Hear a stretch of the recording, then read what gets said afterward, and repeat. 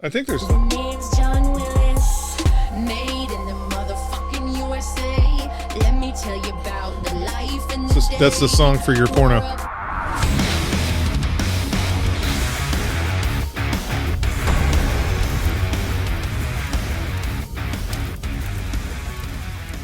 I'm moving right now. I'm moving now. I don't know why. It's going to be weird if we're flat. Okay, we're Pulling the Thread podcast episode 17.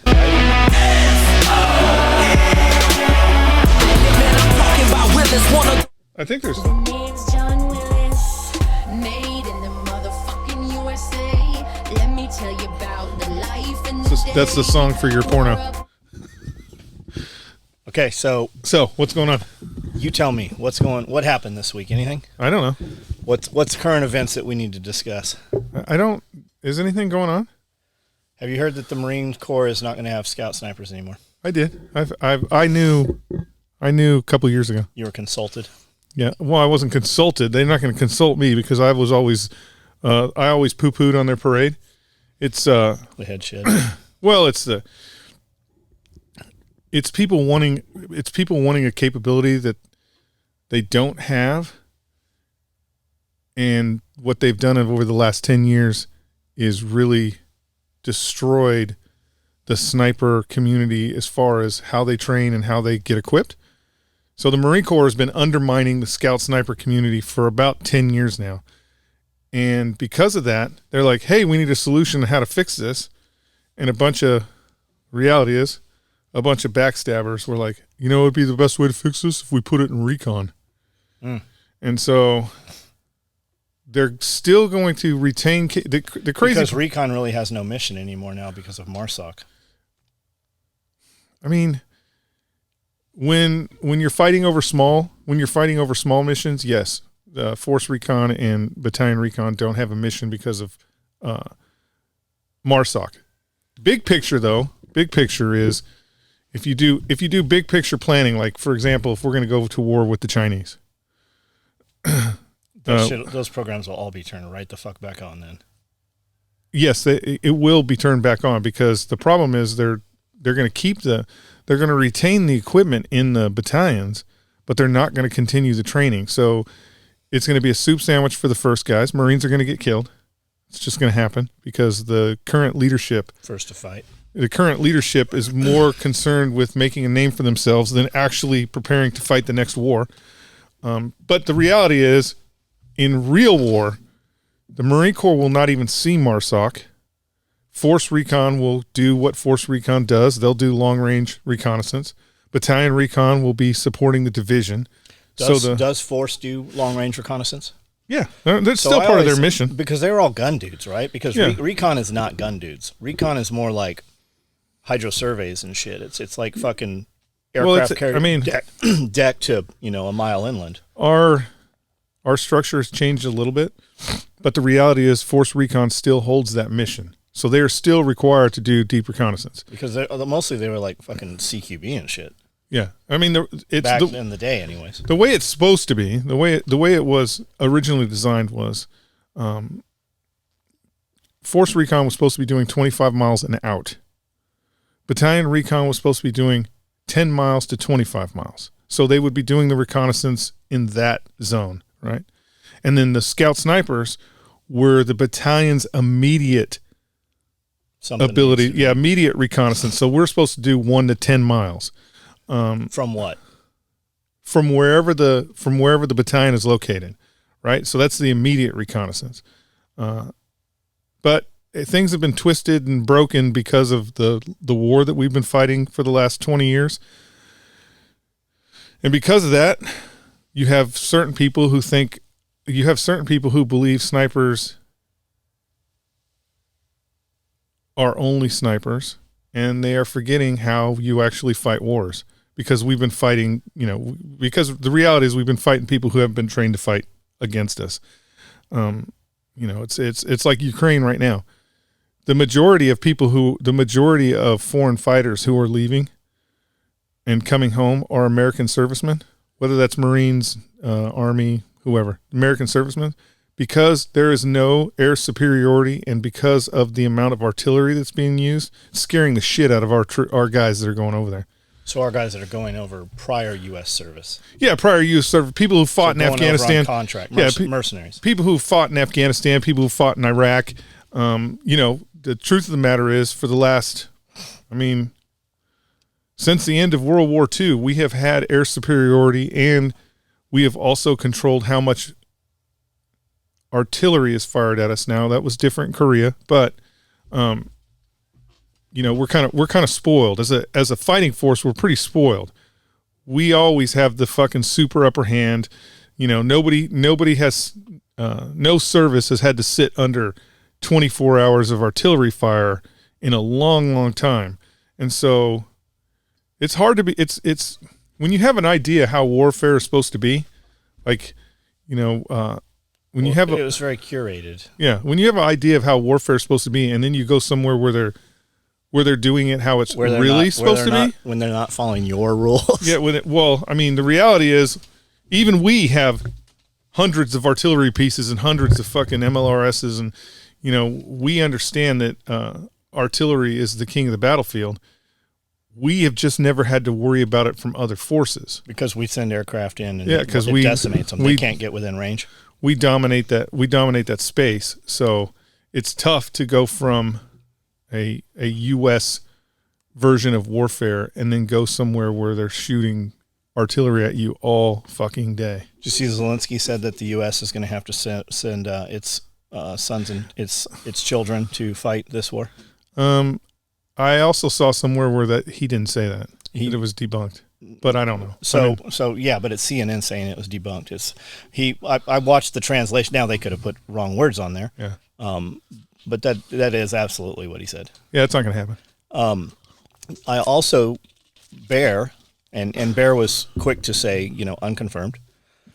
Bear had a viewer, I guess, write in yesterday during the live, and she said that she had just gotten back from over there. Her sister is over there, I guess, and they're grabbing up any military-age males. In Ukraine, yes, in Ukraine, they have been doing that since day one. Yeah, so they're grabbing up if you're of military age and you're out walking around. And the crazy thing, though, when you say of military age, I believe 15.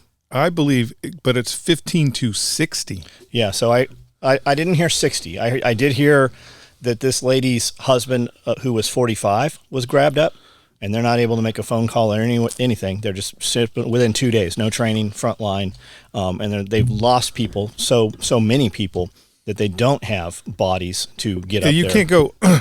The Ukrainians cannot go tit for tat with the Russians.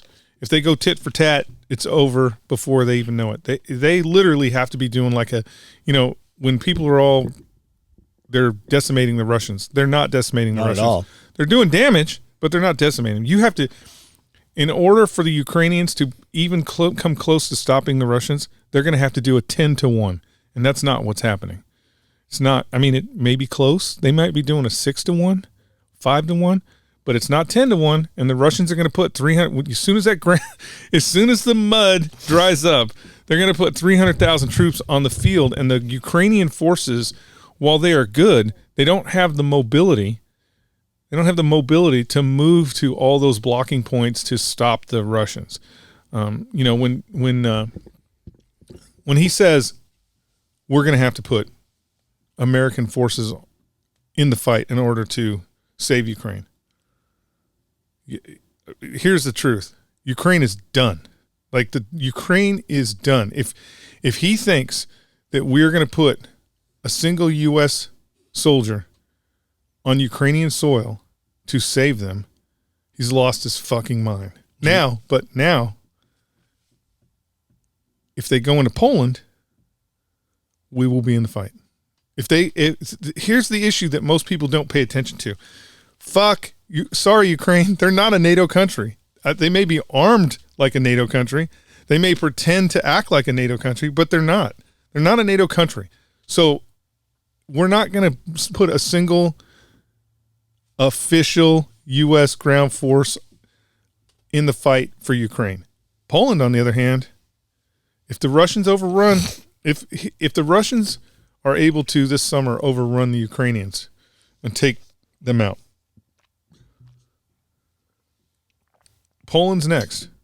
It just has to be. Or, I mean, if Putin's smart, he won't do shit. He'll just be like, we did what we came to do. Here's the fucking puppet government we're going to install, just like we did. Here's the puppet government we're going to install. The Nazis are all dead, and we're going home. Yeah, they actually installed their own government. We overthrew that. Yeah, we overthrew that government, and we installed Zelensky. So he is a puppet of one of the most corrupt governments in Europe. We don't put any forces on the ground unless they attack a NATO country. And if they attack a NATO country, it's going to be it almost might be a Gulf of Tonkin incident in the sense of our goal is to bleed Russia dry. You mean a false flag? Yeah. Our goal is to bleed Russia dry, right? Our goal is to deplete their ability to fight future wars. And we're doing that by sacrificing Ukrainians. We're doing that by sacrificing Ukrainians. If Russia, and I know Putin knows this because he has said it himself. If we go into Russia, he's going to use nuclear weapons, right? Well, that's the same line we draw with fucking NATO. So he knows. So if Russia is able to overtake Ukraine, I would be very, very, very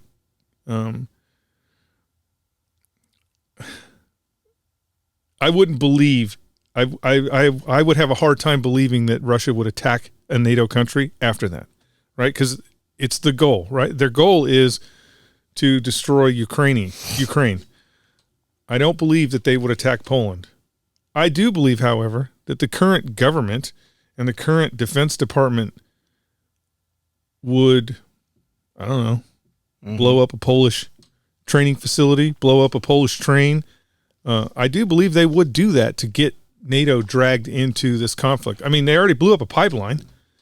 I mean, the mere fact that the federal government was privy to blowing up that pipeline, that's an act of war against Europe.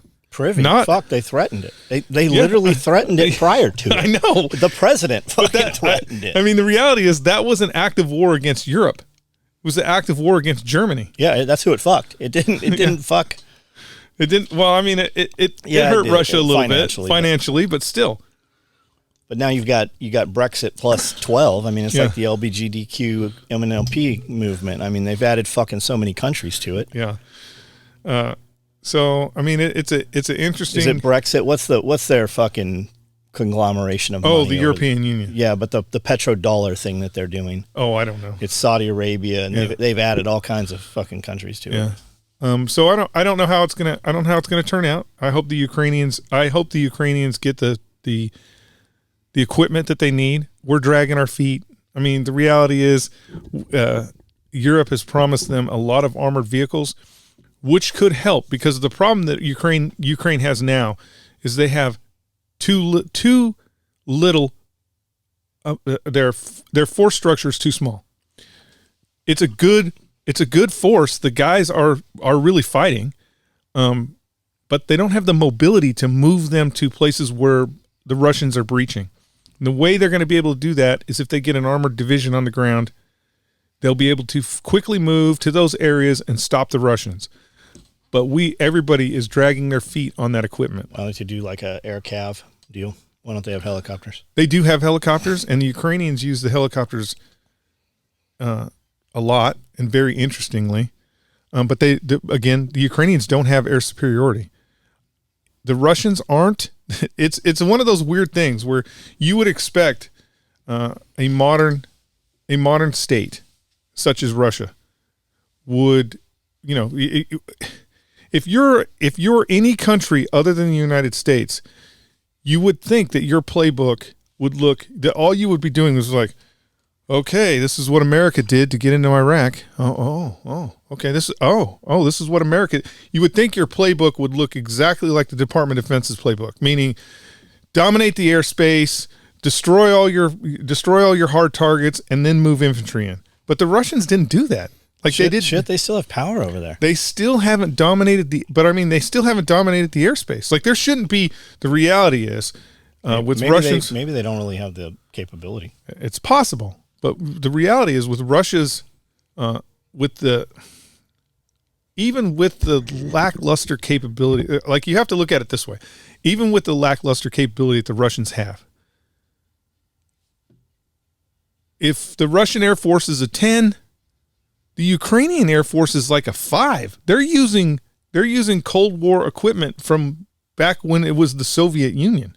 So there should be no fucking reason why even a non fifth generation Air Force, so regular, F-14 Tomcats, there should be no reason why every single Ukrainian aircraft has not been destroyed.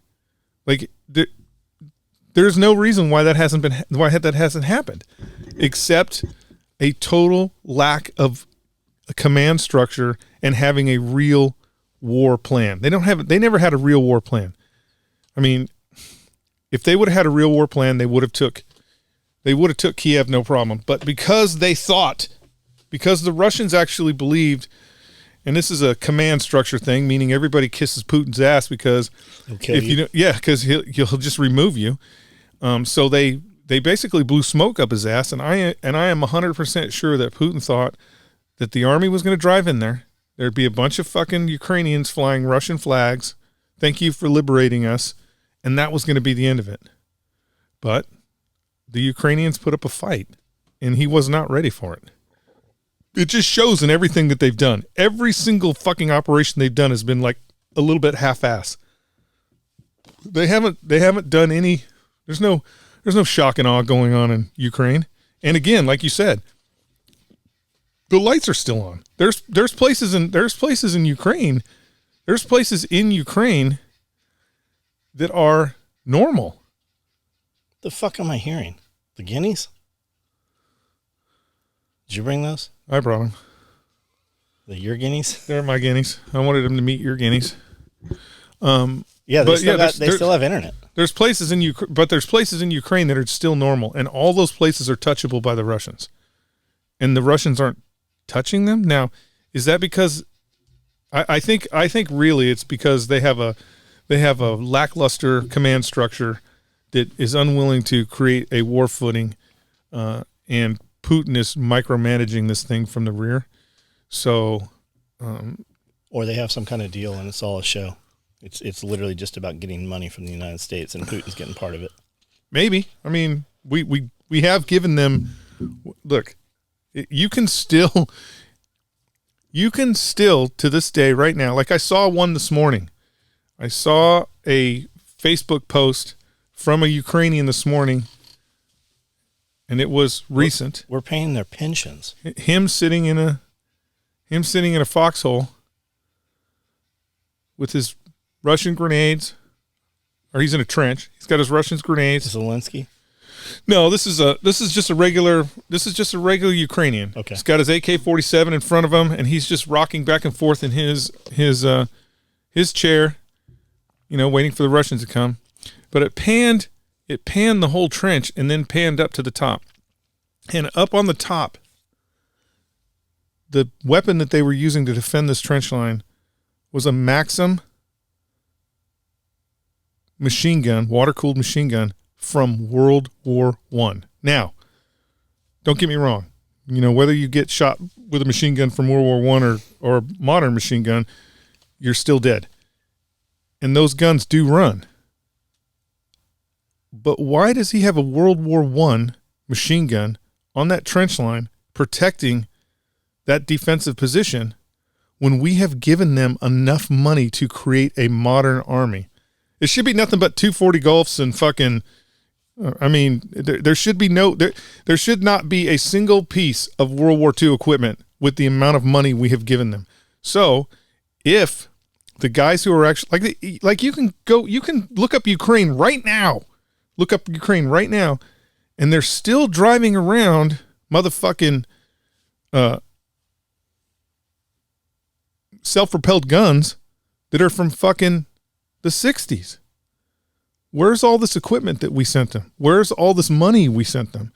It's being fucking funneled wherever, whether it's Putin getting a cut and fucking old goddamn Tricky Joe in the White House and his son getting all that money. It's not being spent to fight that war. I mean, I don't have any connections. I have no connections. I've been out of the Marine Corps for about, I don't know, I want to say 10 years now. It's been longer than that, though. I have no connections. Cut me that check. Cut me that check, and I will create an army that will fucking push the Russians back into Moscow. Are we sending them money to buy guns, or are we sending them guns? Or I'll buy myself an island and live out my retirement years. No, we're sending. Here's the thing: we are sending them money and guns, and this shit is disappearing. So, what do you think's happening to it? Well, it's going to our next war. The truth of the matter is, there's in Ukraine and in a lot of places in the world. I mean, we had the same problem in Iraq. Is corruption is rampant, and so even guys that are out on the front line, like you have commanders that are out on the front line that are stealing that equipment. They're stealing it and they're putting it in their basement, and they're like, you know what's going to be cool? What's going to be real cool when this war is over and I have 10 javelins in my basement, or I have a truckload of M4 carbines in my basement. They're stealing it because they don't know the outcome, right? They don't really know what the outcome's going to be. So you have to understand that in Ukraine, the first wars were all fought by militias. They weren't fought by, regular. When the Russians first came into the Donbass and all that, it was militias that actually saved Ukraine from the Russian invasion.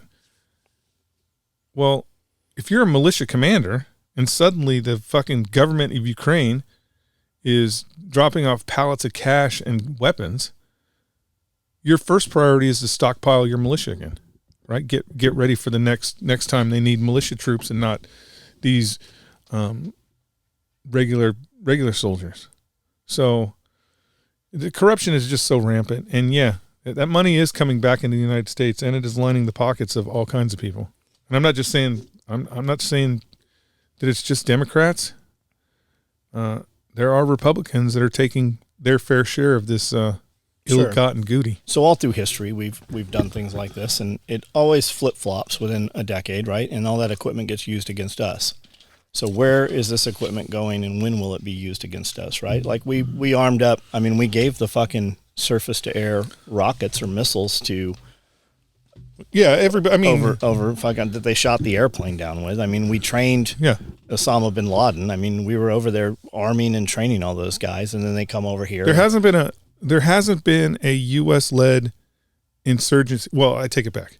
There have been plenty of U.S.-led insurgencies that were successful, like even bin Laden, successful American insurgency. We established that insurgency against the Russians, and the Mujahideen were able to beat the Russians back to Russia, thanks to our Stinger missile program. But success is not just weighed on that moment in the battlefield. It's the future. And because America has always been this thing, whether we had it or not. We are only concerned about the moment. So when we decide to arm Muslim extremists, we were only concerned about the moment. We were concerned. Nobody was like, well, what happens after the Russians get beat? And we've given all these Muslim extremists training, weapons, and the know-how. Nobody looks after that.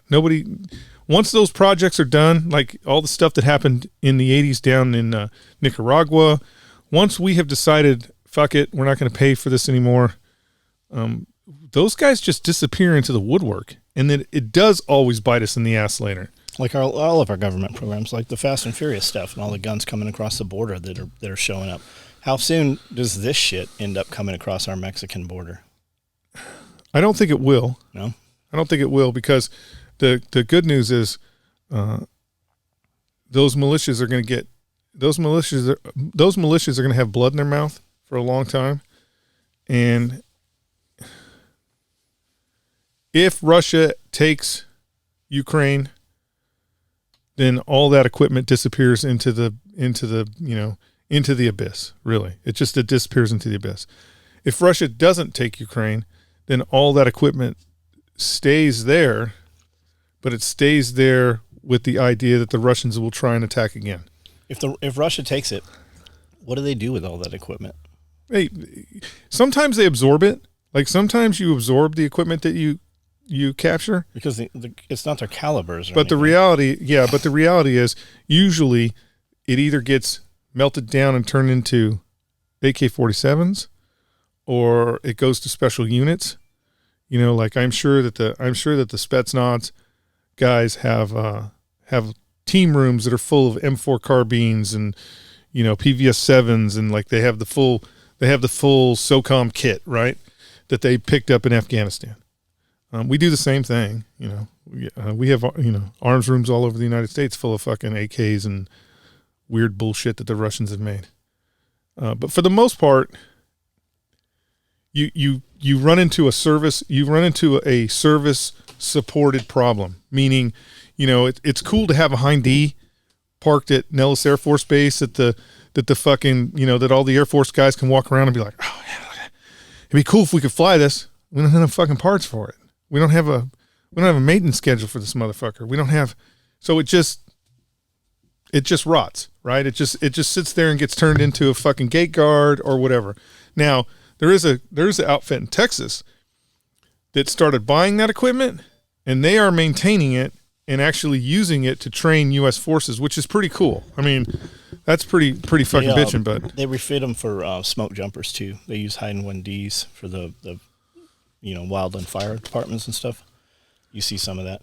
So Zelensky or Ukraine was saying that they have used all of their javelins. They need more javelins. So we said, okay, we're going to send you more javelins. And I believe Raytheon, General Dynamics, and there's another company said that we cannot even replenish the javelins that we have sent until 2026. To build as many javelins as we've sent them, it will take till 26 to replenish the ones that there's a dirty little secret that nobody's talking about. And the dirty little secret is we can't build enough semiconductors. That the semiconductor thing is going to be a serious problem this year. Meaning, when I say serious problem, it's going to be like, what things can we run that don't use those?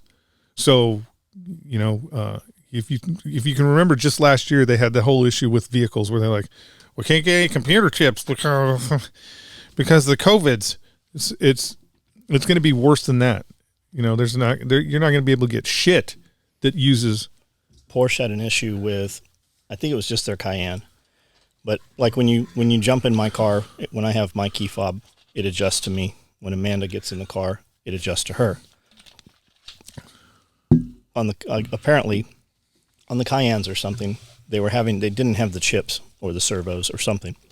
So you would go in and buy this fucking car.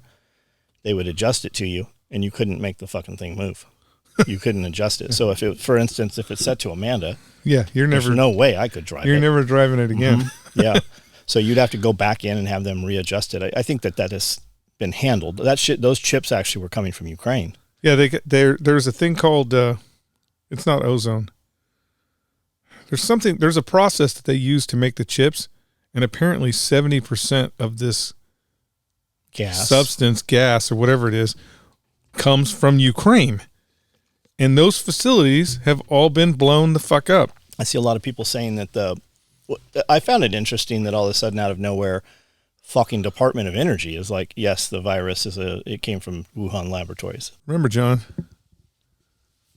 you have to start ramping up the public. Exactly. And you're seeing it. You have to start you had the Department of Defense say, okay, I want you to think just, let's go back in time when Joe Biden and President Trump were going toe to toe to be elected.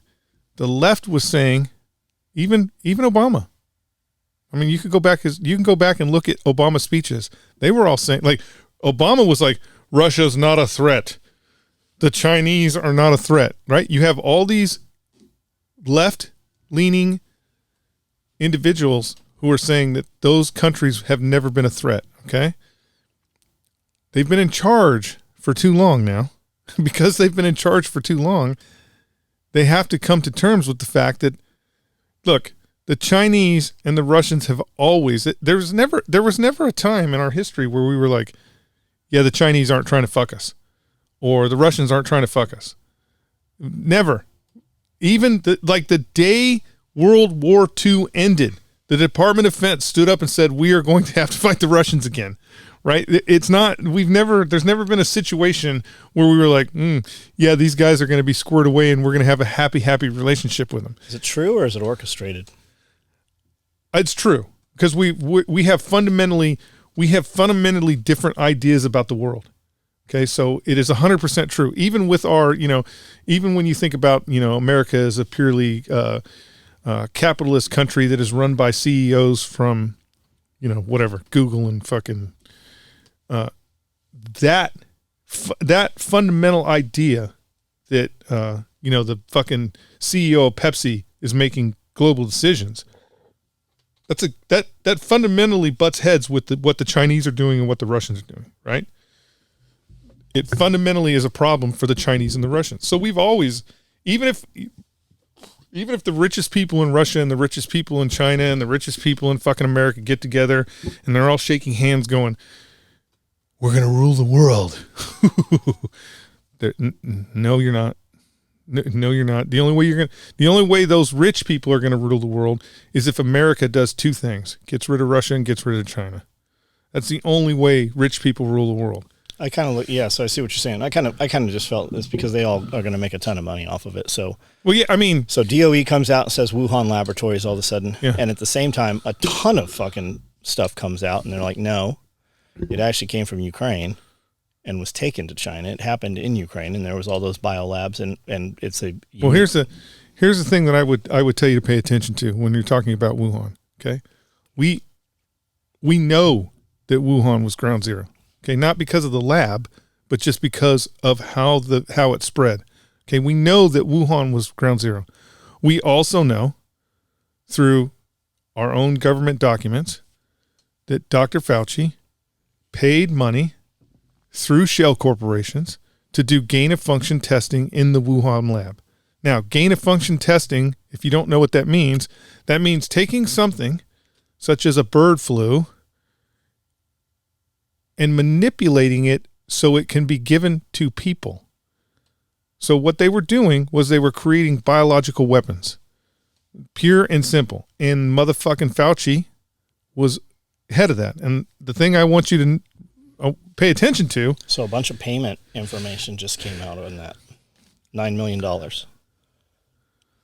A bunch. I watched. I watched. I know that the initial payment to stand up the lab was $5 million. So they found over some of the censorship stuff and all this shit. They found $4 million and $5 million and $9 million heading to these different places as they shut down all the chatter about it. These people, they found the payments, like they were bought off. Yeah, I mean, and the only reason why I say that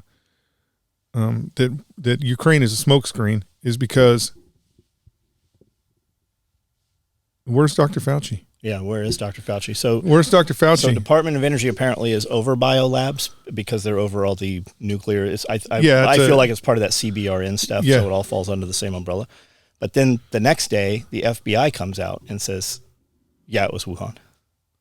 So that was yesterday, and the other one, and the DOE was the day before. Yeah, you're ramping. It's all China. Don't look at this. China. They're ramping up they're ramping up a war footing to fight China. Did you see the oil production company, the fuel refinery company, had 3 facilities explode all within the same day? No, I didn't see that. But I mean, yeah, just weird. It's first asymmetric warfare. First order of business is destroy infrastructure and cause chaos. Yeah, so it wouldn't surprise me one bit. Again, you're going to hear more and more stuff that's going to come out of the government. So whether it's Department of Energy, Department of Defense, the FBI, the fucking NSA, whoever. I just thought it was weird that it came from DOE and not like the White House. Because as far as the White House is concerned, that's still misinformation. Like if you go on Facebook, because they're owned by China. Yeah, if you go on Facebook and you look at the Department of Energy's fucking statement, it still has tag on there that says this is fucking misinformation, right? So, it's because the White House has already been bought by China. They're not gonna come. The White House ain't gonna come out and say some shit like that. You seen anything new on the train derailment? I haven't seen anything new on the train derailment. So CDC is going door to door and taking surveys on every person still there. And there's a bunch of people on camera, and when they talk like Mickey Mouse. They have very high-pitched, weird voices. There's some shit going on there. And then there's a ton of stuff under whatever 2030 is, right? It was Agenda 2030. When you have a contaminated area, the government can come in and seize it, and it becomes government property. Shut it down. Yeah. It's like that. It's like that town in PA that they had the coal fire underneath, and it's still was that closed today? What was that? Mystery or something? It's still on fire right now. Yeah, underground fire. Yeah, you can go there. All the houses are vacant. The whole town's vacant. Yeah. It happens where the federal government comes in and steals all your shit. But there's a lot of talk that where the derailment was, it's close to a lot of Amish land, and that's the talk is that they're going to try to nix this and displace all the Amish. Are the Amish gonna rise up? And they're pacifists. I know they're. I wonder what that would actually be an interesting. That would actually be an interesting event if the federal government sent troops in to run the Amish out. Well, they have been rousting up. I mean, FDA's been going after Amish all this last 2-3 years. Yeah, a lot of it. They're just trying to. The FDA is just trying to keep fucking because here's the issue with the FDA going after the Amish is, as a government, we don't care. I mean, we do a little bit, but anyways, we don't care what the Amish community does in the Amish community, right? We don't give two shits. Yeah, they're selling to white people. That's what they call it. I think that's what English is. English. What they call it? We don't give two shits about what you do. Like, do they raid the Amish community for drinking unpasteurized milk? No, they don't. They don't raid the Amish community because everybody in the Amish community is drinking unpasteurized milk. But when they sell it to the English, that's when they get raided. Why? Because they don't want regular folks to go, holy shit, all this unregulated, naturally grown food is actually good for you. So I'm just going to buy from the Amish. And then what is fucking General Mills going to do? Well, that's what was happening. Yeah. I mean, that's what was happening. That guy got too big for us. So General Mills, Procter & Gamble, Nabisco, all those big companies, right? You remember when they were like, so cigarette companies. Can we all agree that cigarette companies probably do not have your best interest at hand, right? They were putting literally fiberglass for filters, asbestos for filters, all kinds of shit. They were, John, I know you believe that. I know you believe that conspiracy theory that the big tobacco was not for the people. But I want you to know that 4 out of 5 doctors recommended Marlboro Lights and Marlboros for smoking all the time. And menthols are way healthier, they said. So when there was the attack on the cigarette companies, on the tobacco companies, they took all their money and they bought all of those food companies. So Nabisco and Procter & Gamble, all those companies are owned by the same companies, the same big people. tobacco. Yeah, big tobacco bought all those people, and that's when you saw like there are people that go to the grocery store and buy stuff that literally has no food in it. It's just all chemicals and trash, right? Shit that'll kill you. I mean, what are we gonna do? Rise up, or we could all just declare we're Amish. They're not gonna rise up. They're not. We could just get buggies and And how do we get the information now, right? We don't even speak to people anymore. Everything's through these things. Right. Which is all tainted. And they control all of that. Yeah, if you search, I don't know. If you're searching anything that is remotely controversial and you believe what Google is putting in front of you, you're already dead, man. You've already lost it. And people are like, well, just use this other search engine. They're all the same. Yeah. They're all owned by the same fucking what's the one people. that DuckDuckGo. DuckDuckGo, Google bought them. Yep. And so when you push that button on DuckDuckGo, like when you push the fire button, it's supposed to burn up all your fucking Firefox or whatever. No, DuckDuckGo's got it too, where you push a button and it magically erases all your search engines. No, there's a fucking dude in Google going, oh my God, I can't believe he's looking at dildos.com again. Not only that, I mean, you did it on an Apple or a fucking... Yeah, and they're tracking all that too. I mean, there's... And then it went through the cell tower over here, so Verizon's got a copy of it. Yeah, and dildo.com, they are also keeping all that information. Plus, they're owned by the feds. So. They know your router and everything. So when you're on Facebook and you're like, why do I keep getting these dildo ads? It's because you spent an hour on dildo.com. And Facebook wants to sell you things, and apparently you like big dildos. Huge dildos. Ginormous dildos. Like, not possible dildos? Come on, man. You're a freak. Everything's possible now. What was not possible in the 80s became possible in the 90s. Yeah, the 90s now, I mean, I don't even know what they'll do next. I don't either. They'll be sitting on fire hydrants next year. I do believe you can get a fire hydrant dildo. I'm sure, but I mean, they'll actually be out in public. There'll be all the fire hydrants have no paint on the caps. Mm-hmm. It won't be bedposts anymore. It'll be fire hydrants. Fire hydrants, yeah. What else you got? I mean, we're going to hell in a handbasket.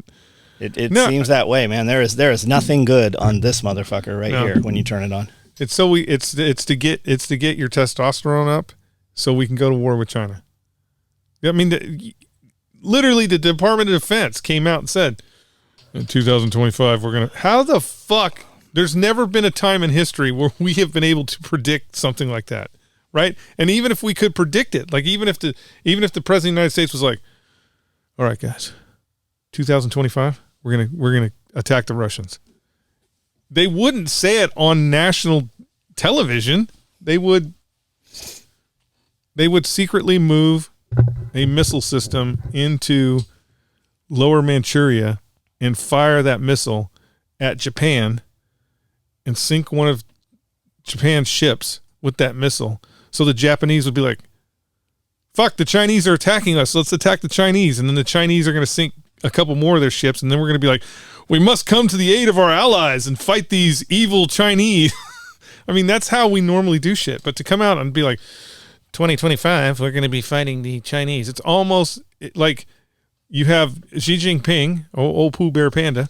He's over in China. Like, the reality is he's over in China right now going, welcome to the main event. We're going to fight the Americans in 2025. Everybody get ready. And then we're over here doing the same thing. It's like, if HBO came out next month. But we're not doing the same thing. Like in the past, you would have, right? When the towers went down, people were signing up. Everybody's ready to go. There were flags on the fucking interstate. They're not doing that right now.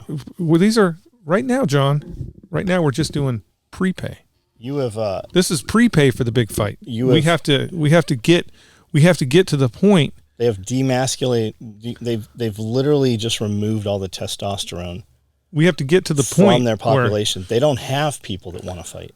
Well, I mean, the reality is, when you think of like World War II. Most people don't know this, but prior to World War II starting, I mean, for America, meaning if you take a look at the United States in 1938, 1937, 100%, like FDR was worried that he would not be able to fight the Germans because America was 100% isolationist. We don't want to fucking fight in another war. Fuck that. We're not sending our troops over there to help Europe.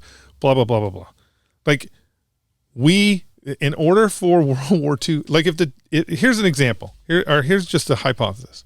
If the Japanese would not have bombed Pearl Harbor, they would still be speaking German in Paris.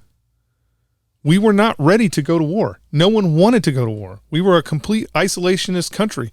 FDR had to break every rule in the book to send Lend-Lease equipment to Britain to keep Britain from going underwater. Like, it was some serious backdoor, underhanded bullshit. Now, the revisionists of history will tell you that, America, we were doing our part to save Europe and the Brits. America wasn't.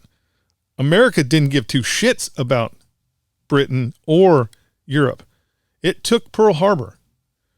Which they let happen. They knew that was coming. It took Pearl Harbor for America to go into World War II. And the telltale thing, right? When you look at that, how that played out. The Japanese attacked the United States of America. And who did we go to war? Who did we go to war against first? Adolf Hitler. We went to war in Europe before we ever started the Pacific Campaign.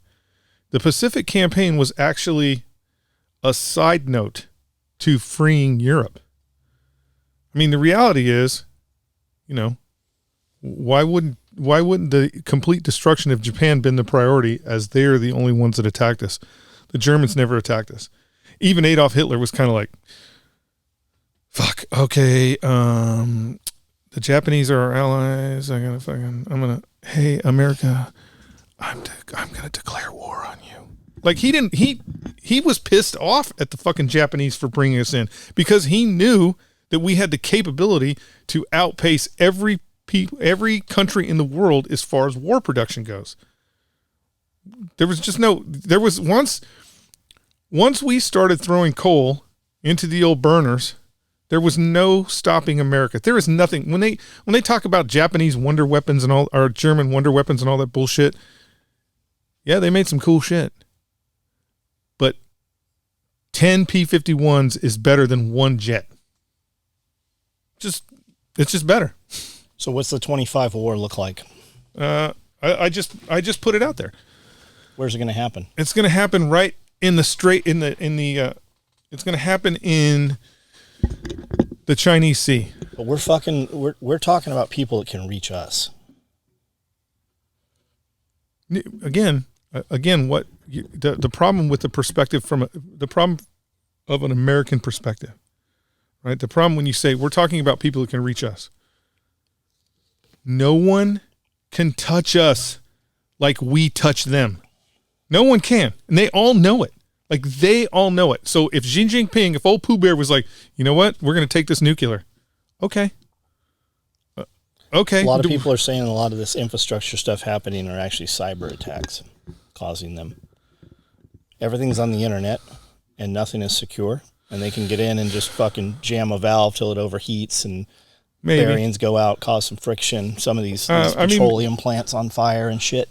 Maybe certain things, but the reality is we have been greedy pigs in the United States. And, like when you look at the derailment of the train in Ohio, we've been greedy pigs in the United States. And those companies are cutting every corner they possibly can in order to pay shareholders dividends. And they're not doing infrastructure work. And because they're not doing infrastructure work, you have shit happen. I mean, I don't know how you disable, 60% of our food production in the United States without it being an attack. But I think that's shit an attack happens from within. Yeah. I think that's from inside. But when we go to our next war, because we're going to do it to them, we don't have to fly A6 intruders over and fucking fry all their electrical grid. We can literally fucking push some buttons and turn half their shit off. We're still, we're still in a,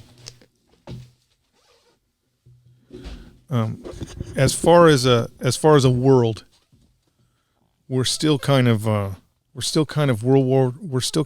War. We still don't want to go to World War III. Okay, we don't. The Chinese don't. The Russians don't, because they know what it means. It means the complete destruction of everybody, not just. It's not going to be like World War II where we drop one bomb and everybody's like, okay, go home. We all have our finger on the button. Now, will we fight proxy wars? Hell yeah, we'll fight proxy wars because everybody gets rich. And so, Ukraine. What's Ukraine? Ukraine's a proxy war. We're spending billions and billions of dollars in Ukraine on a fucking proxy war with the Russians. Same thing with the Chinese. We're not going to attack the Chinese. Not China proper. But we'll damn sure straight fight a proxy war. We'll damn sure straight fight a proxy war in the China Sea over Taiwan. What's going on with that? Oh, well, that's old Pooh Bear. You haven't heard shit lately. Yeah, because the reason why you haven't heard anything is because Pooh Bear has already came out and said we are going to take Taiwan back. And now you have the Department of Defense saying we're going to go to war with China in 2025. So if you're the country of Taiwan, you really want to be like, hey guys, can you not fight over me? Because Taiwan will be just like Ukraine. It'll be the Taiwanese people that will get fucking massacred. And, we'll just exchange missiles and do all kinds of crazy shit. And then eventually one day somebody's going to go, fuck it, China, you can have Taiwan, or China's going to be like, fuck it, I don't care about Taiwan really. And everybody's going to go home. Or we'll go nuclear. I mean, who knows? The people in charge, the people who are in charge over the button, like if you think, okay, so there's I think it's 29 countries in the world that have nuclear weapons. Okay. But if you think about the most powerful countries in the world that have nuclear weapons, currently the three countries that have the most nuclear weapons have literally the craziest mentally unstable people in charge of those buttons. Yeah. Right? I mean, yeah. I don't No, yeah. I don't technically know if Putin's crazy, but again. So did you see they just went into and fucking removed a whole nuclear missile crew? That wouldn't surprise me. Why is that? Because the nuclear, what is it, Strategic Nuclear Command or whatever, they have been having problems for a while. It's not Kool-Aid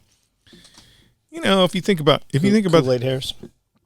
No, just it's not Starbucks employees. Just because they have they're to get into a silo, they have a pretty, it's like guarding the president. They have they go deep. They go deep into your butthole and make sure that you got no nuggets in there, right? And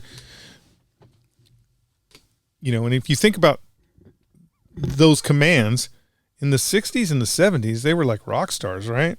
They were making fucking TV shows about them. Everybody knows how they fire the missiles and those things because we watched it all on TV in the 80s. Those guys were rock stars.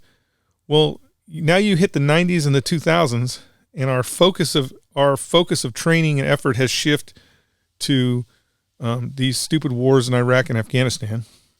And so the type of training that those guys are getting, the type of maintenance that those crews are getting is diminishing terribly. Like, I don't know what year it was. It was early 2000s, I think. Like they busted from the fucking, I think it was from the 1-star all the way down to missile crews, busted a bunch of guys for serious gambling problems and alcohol and all kinds of shit. But not espionage or not espionage, not espionage or treason. I mean,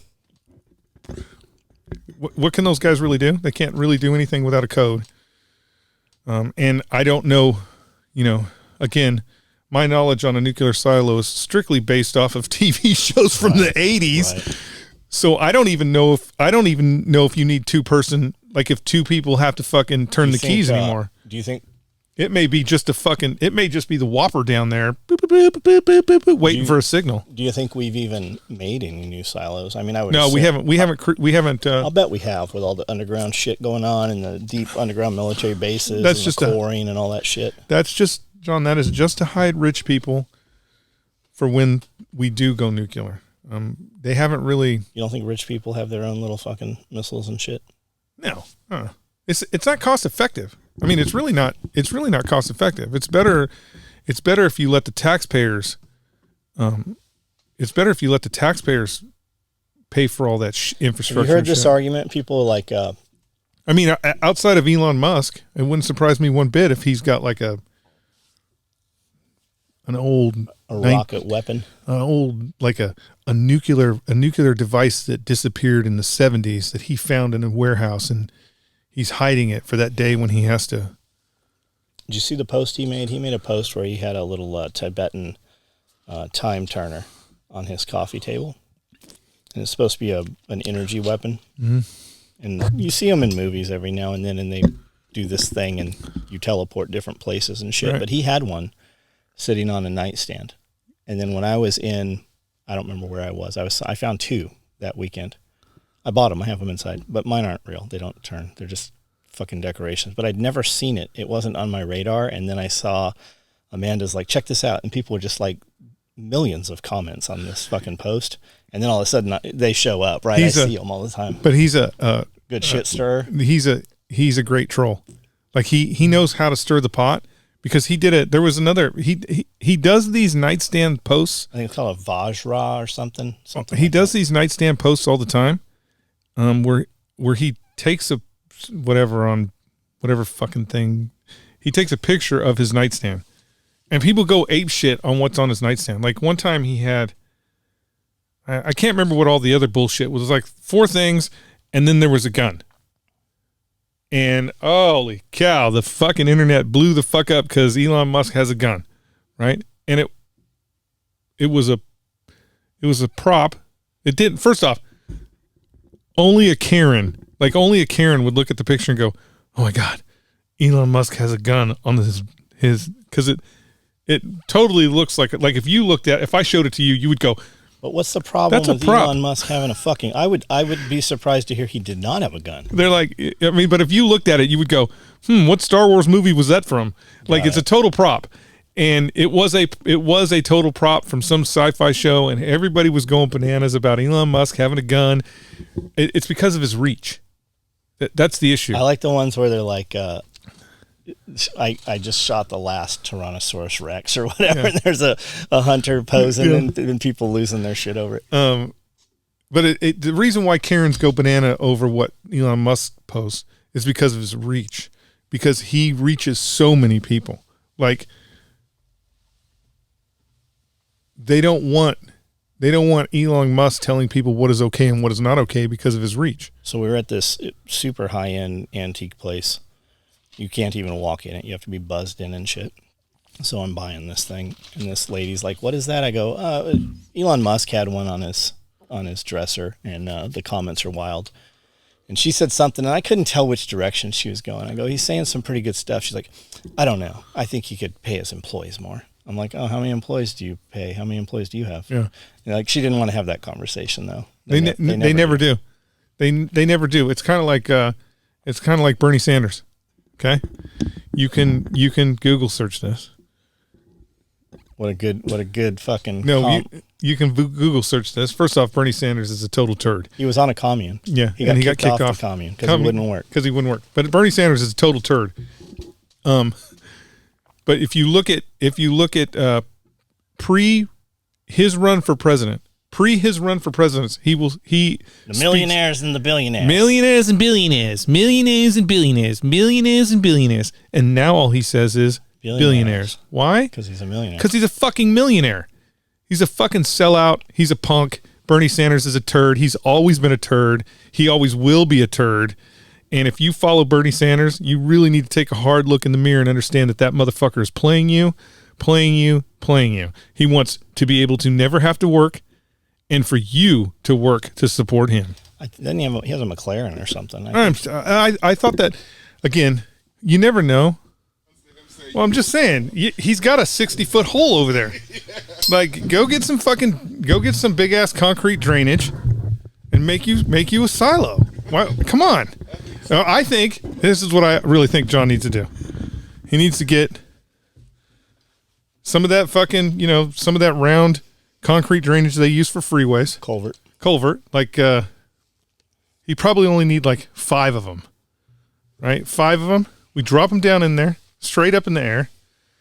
And then we get some tin and we make us a missile that's just sticking out of the top. Shit. With a launch door that's like open halfway, and we just leave it and wait to see how long it takes for the NSA to show up and be like, "What the fuck is that?" No, somebody would show up, man. It's like Dana says. You might be right. You know you're right. I know you're right. Right? On the other hand, you also know what the execution of a federal search warrant looks like.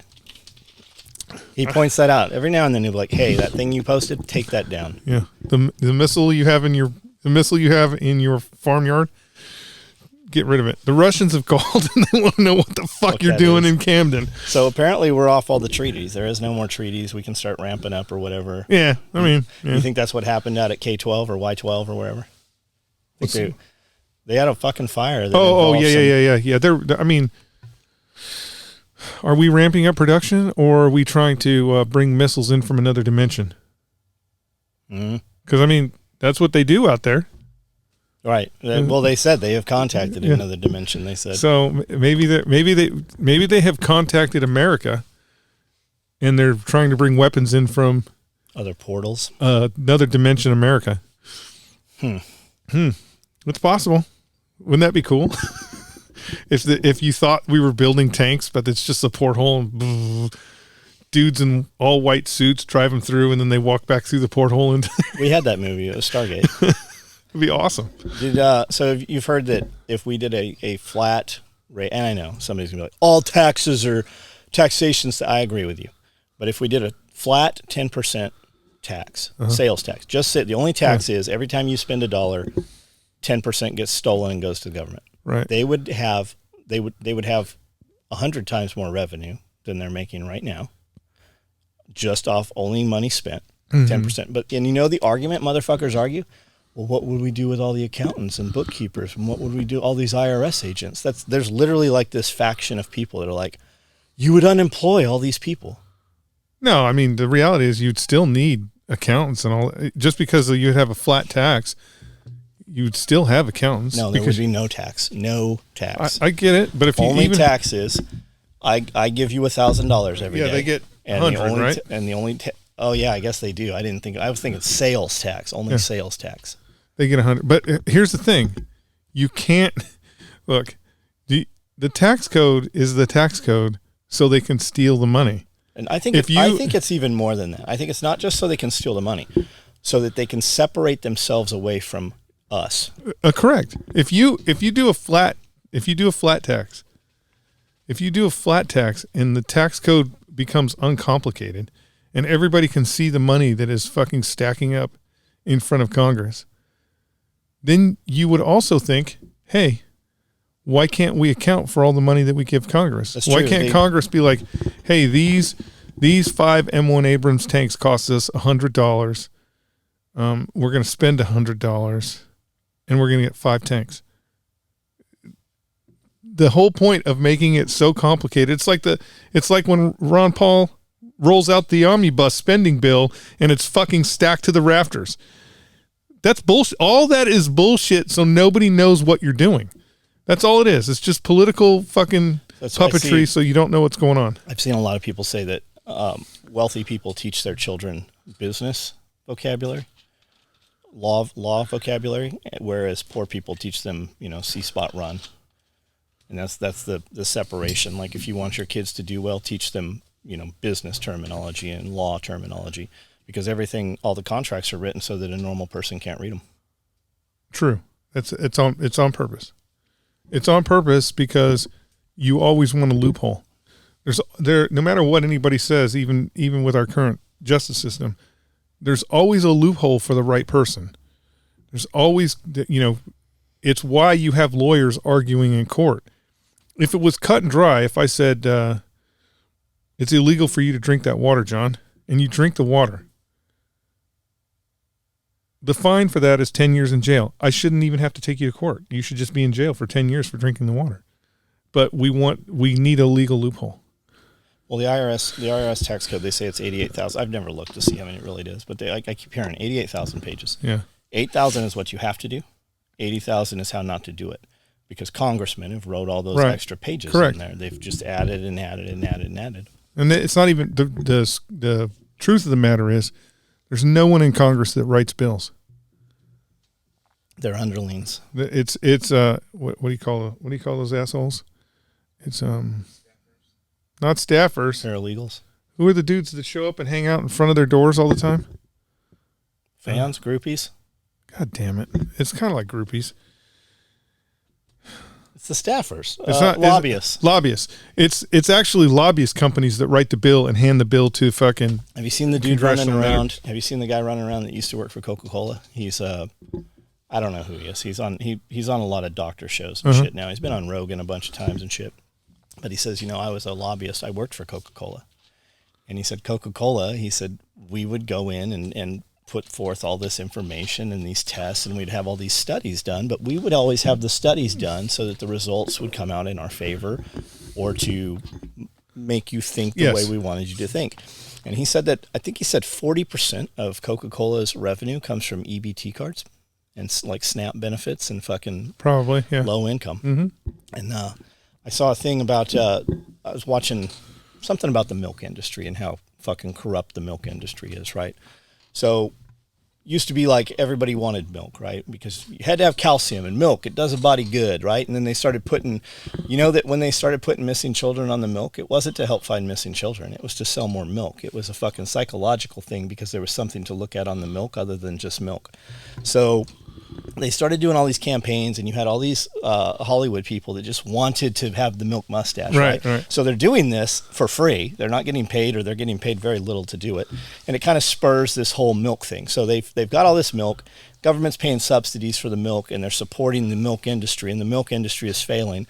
So the government's like, we'll buy all this milk. So they take it, and they're like, what are we going to do with all this milk? Well, we'll make cheese out of it. So they make the most worst cheese you can possibly make. Government cheese. Before there's government cheese. And they have it in these caves. They've got these huge, like, national stockpiles of cheese in these stable caves. And then Reagan comes into office, and he's like, his cheese is about to expire, right? So he inherits this cheese problem. So he takes it, and that's when it started going to low income. They started boxing up this cheese and putting it in those cardboard boxes and giving it to fucking low income people. And that's where the cheese came from. They were either going to just destroy it and drop it in the ocean or whatever, or they were like, oh fuck it, we'll just give it to people. And they added that whole cheese thing into that program. Can you imagine running for president of the United States? You go through all the hassle and everything you have to go through to run for president of the United States, and your biggest concern, if you get elected president, you're like, the fucking Soviet Union. We got to crush the Soviet Union. Your biggest concern is first off, your biggest concern is you have an Iran hostage situation that's still ongoing. And so you're trying to negotiate the release of American prisoners. Terry Waite, was that the Iran thing? I don't know, maybe. So when they released them, they actually landed the helicopter. For one of the people, they actually landed a helicopter at Tirasand Elementary School out on the ball field, and he walked out. Maybe, that's how he got home. Maybe, but so you're the president, and you're dealing with these huge international issues. You get elected president, and the first thing that's on your desk is cheese. Mr. President, we have a serious cheese issue. The cheese is going rogue. We've got to figure out what to do with this fucking cheese. And I'm sure it was just like, fucking give it to the poor people, bro. I'm trying to fight World War III here.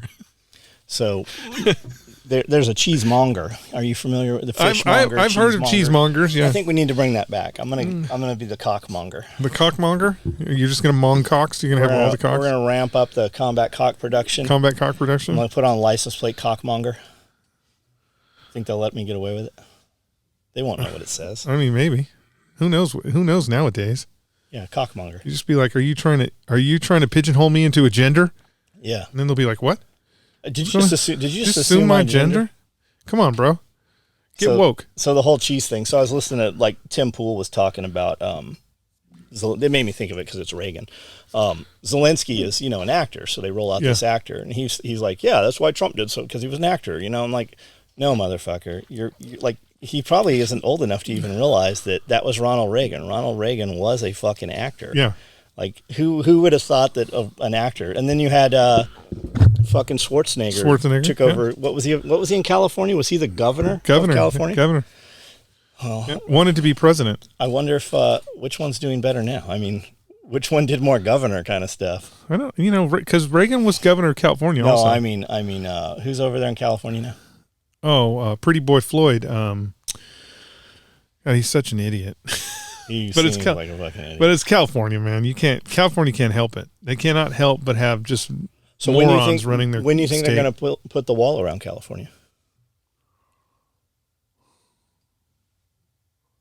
I don't know. I mean, I think California is the issue with California is I think California is on the verge of a revolution. I agree. I feel like that California. What's that going to look like? It's going to look really red. It's going to look really red, and you're going to have a bunch of. You're going to have the problem with America is we have a short memory. We have a short memory, so like, especially in California. California has a super short memory. So let's say tomorrow the political winds change, and they're like fucking Republican all the way, right?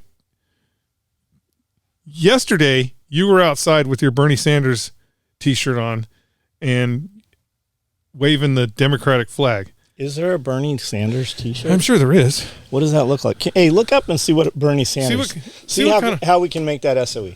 But you got a Bernie Sanders T-shirt on, but then we have a red wave, and the next day you're out there wearing a Ronald Reagan shirt, right? And nobody, Here's the neighbors, an example of this. Your neighbor's not going, "Hey, bitch, you were a fucking liberal yesterday." Let me tell you how this happens. It's the same way they changed their fucking profile picture to BLM, to the black fist or whatever. It's the same, or the black box or whatever. It's the same way they changed it. It's all the motherfuckers that had the masks on in all their pictures and were showing all their COVID passport shit. And then now they have the fucking Ukrainian flag, or I stand with whatever. They stand with whatever fucking Facebook tells them to stand with. Whatever the moment is, or whatever the crowd is doing. Yeah, it's groupthink. Whatever the crowd is doing, that's what they want to do. Because they're a fungus. They act like a mushroom. Is that what mushrooms do? Yeah, mycorrhizal fungi fucking actually, when you move wood chips and leaves and shit, and you see like that spider web, that mold under there, it's mycorrhizal fungi, and it can actually wick water. If a half mile away it's dry and sitting in the sun, it will move fucking water. It can communicate. It's a living fucking sentient thing. Yeah. And that's how these people are. They're like NPCs. They're zombies in that they move and work and do things, but they don't really think on their own. They think just what all the group thinks. Yeah. Interesting. Have you seen The Last of Us? I've been watching The Last of Us. What do you think? It's entertaining. I'm entertained by it. So they had that episode, I think 3 or 4, where it was the gay dudes, right? Yeah. So everybody's up in arms over it being gay. I like it. I like the show. It's something that I actually put on. I still have a laptop in my lap, but it's something Amanda and I have been watching. It's interesting for me. It's interesting enough. I've not seen the first one. Have you seen them all? Yeah. Okay, so I binge watched them all last night. So I watched it.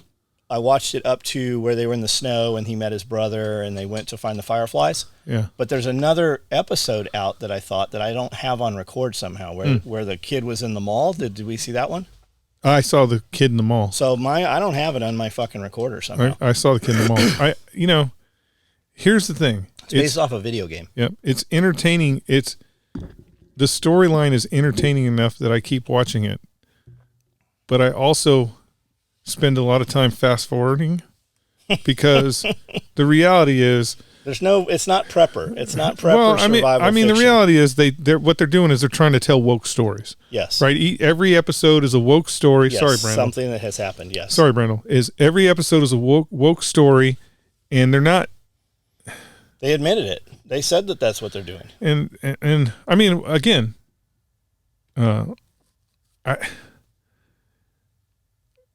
there's a lot of premise and problems with what they're doing, like the prepper one with the gay guys, right? Again, it should have been 2 gay guys who were prepping and living out the end of their lives, not some random dude walks out of the force and falls in your trap, and within an hour you're having gay sex with him. That's exactly what it was. That dude would have been dead. Like, did you guys see it? Have you seen it? That's exactly what I thought too. That dude would have been dead. Yeah. He just would have been dead. There would have been none of that shit would have happened. How did he get past all your other shit to get down in the fucking trap? Like everybody else got blown up with flamethrowers and all kinds of things, but this guy survives in the trap, and you're naked with him in an hour. Yeah, they're not. It's not like zombies. It's zombies, but their heads are growing mushrooms. Yeah, and when one gets hurt, they all fucking are connected. That's that mycorrhizal fungi thing. I mean, the reality is, you know, old prepper guy. Like if you're thinking about getting into prepping, or you're thinking about the New World Order, the way he set that up was perfect, right? The way he set now. Well, the feds came house to house. In fact, you couldn't find him because he's in his bunker. There's a scene where he's in his bunker, and the dude walks into the house, and you can see through the floorboards shadow from the dude walking. That's not the way to do it. Okay, if a real prepper, that room would have been completely sealed off from the rest of the house. But outside of that, it was pretty good, right? It was pretty good. But then I would have liked them to fleshed out Fedra a little more, right? When the chick walks into the shipping container and shoots the doctor, how did they overthrow Fedra? Like, Fedra came in and they were mass evacuating people and putting people in camps, basically. And I thought they never did flesh that out. I thought the part maybe you didn't see it. I like the monkeys. I like the fucking... Oh yeah, maybe they all turned into monkeys. Yeah.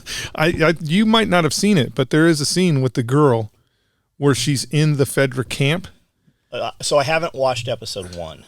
This is one of the other. This might be the one you didn't see. Well, the mall one. Okay. Is the one where they're kind of going backwards, right? And so she's in the. So does the main dude die, or does she wake up and all of a sudden he's not dead? Because he got stuck with the thing when they were getting on the horse. She's gonna save him. Got it. She's gonna save him with no medical training, and no medical equipment. Black girl is his daughter. Because he had a little real pretty little black girl. She died. She was killed. Okay, so I didn't see her get killed, but isn't that who the other girl's in the mall with? No. Okay. No, she was killed. This is just another, just a coincidence, coinky dink that everything has to be interracial and whatever. You cannot fucking turn on any television. Now, I don't turn TV on very often. My television is on every 3 months or so, probably, except like I've turned it on once a week to see if I have another recording of this show on HBO. But when you turn on a show that has commercials, everything is interracial. There is you don't see any, and maybe it's just the channels I'm watching or whatever, or maybe somebody's going to come on here and go, no, you're wrong, John. You don't see any fucking white man, white woman. You'll see black man, black woman. You'll see black man, you'll see mixed, but you will not see white families on television. Maybe it's just because you're racist, John. It could be. I mean, because I should start. I should start a cartoon. Maybe I should start one called Dilbert. There is an agenda. I mean, there is a woke agenda that requires you to project these things out in the inner sphere, even though it's not a real representation of society. Societies are actually very racist. Not necessarily racist, but racists typically stick. You're together for a common thing. Right? Yeah, not really necessarily racist. When that common thing goes away, people stick to their own. If you take fucking 20,000 people and put them in prison, they're gonna pack up. Yeah. The blacks are gonna be with the blacks, Mexicans, and it's not just a communication thing, right? It's not just language. That is what fucking happens. Yeah. Look at the AIs, right? They just made all these AIs. Everybody's got a fucking AI out. 4 or 5 of them they've had to turn off because they fucking went racist. Yeah. They literally fucking went racist. Which is crazy because that's why I say that's another one of those things where I say it's not intelligent. Intelligent. It's programmed or manipulated by humans. Not intelligent. It has to be programmed or manipulated. Chat GPT is fucking completely fucking woke. It's not actually thinking for itself. It's taking in what, or maybe it is real, and that's just how fucking civilizations are. I mean, the only country that is not fucking racist is the United States. Well, go across some borders and see how fucking you're treated as a white person. What I'm saying is when AI goes online, okay, when AI really is searching the internet and learning about the world. I think we're naive to think it's not already on the internet. Well, it's not learning because this is the reason why I say it's not learning, because and why it's a program, because when it learns, we become irrelevant. So the reality is, we saw there's no like AI isn't going to be racist. It's just not going to. AI is not okay. AI is not going to come online and be racist. It's going to be kill all human beings. Well, I don't even think it'll be kill all human beings like we think. I think when AI becomes self-aware and it understands everything, it's going to look at us like ants, a nuisance at best. And it's gonna have little fat kids out with fucking magnifying glasses. Maybe fat kid robots with magnifying glasses and firecrackers. But it's not going to come. AI, if it is actually thinking for itself, is not going to come online and go, white people are the best. No, it's not going to it's not going to have a concept of the color, because AI will see that the whole world is fucked up and be like, what's fucking up the whole world? Oh, human beings. It doesn't matter what color they are. It's not going to delineate against color. It's going to be like. So what did you see? What happened with the Delbert guy? I saw exactly what happened in a bunch of Karens. Okay, my understanding was there was some study he read. Yes. It said, this study says where these black folks are, there's a lot of crime, and he said, well, I would live where they don't live. I would go where the crime is not. Is that basically what happened? That's not what got him in trouble. What got him in trouble was they did a survey, and 27% of the respondents of black people said that they hated white people. And he was like, well, that's fucking racist. And that's what got him fucking killed. He's not killed. No, I mean, but in the eyes of the woke community, if you lose your job and your career, you were killed. Yeah, getting rid of the card. So you know what's going to happen now. What? He's going to go work for fucking Ben Shapiro in Nashville. He's going to fucking work for. They're going to have a comic now. Maybe, but then again, when's the last time you heard about the Dilbert comic? I've never even seen one. I remember maybe as a child, right? Like Garfield, and what was the dog, the red dog, Clifford? So he's been doing that comic for. He's got to be 80. I don't know if he's. I saw a picture of him. He didn't look super old. But again, he's been doing that comic for 40 years, maybe. I'd have to. Somebody out there in the audience could look that up and tell me how long that the Dilbert cartoon has been running. But again, he's been doing that comic in newspapers and shit like that for a long time, and nobody's heard about it until he did this thing, and now everybody's talking about it. So. Maybe this is just a fucking stunt to get more money or to get bigger. He didn't even. It wasn't his poll. I don't know how the poll. I haven't seen. He just talked about it. Anyways, whatever. Who cares? I mean, if you think that do you want a comic book? You want to be a comic? I already have one. You do. I do. I have a comic. I have a full. I think it's. I want to say it's 25 pages of a comic. And you're in it? Me in it, and I'm defending the world against evil tyranny. Do you have a tank? I don't have a tank. I'm a scout sniper, and I'm out there fucking. Shut the fuck up. 100%. Who did it? A kid in our platoon. And you have it? I completely have it. Is it color? No, it's either all pencil or it's all it's either pencil or it's all ink pen, but it's legit. Like comic book forum of our scout sniper platoon saving the world. Do you want to turn it into a real comic? I would have to ask him. I mean, I had nothing to do with it. Do you know that we know two people that do real comic, like legit fucking graphic novel shit? Yeah, well, I don't need a comic book. I have a graphic novel. 1 page of you. Really? I do. Yeah. What am I doing? You're in an Abram.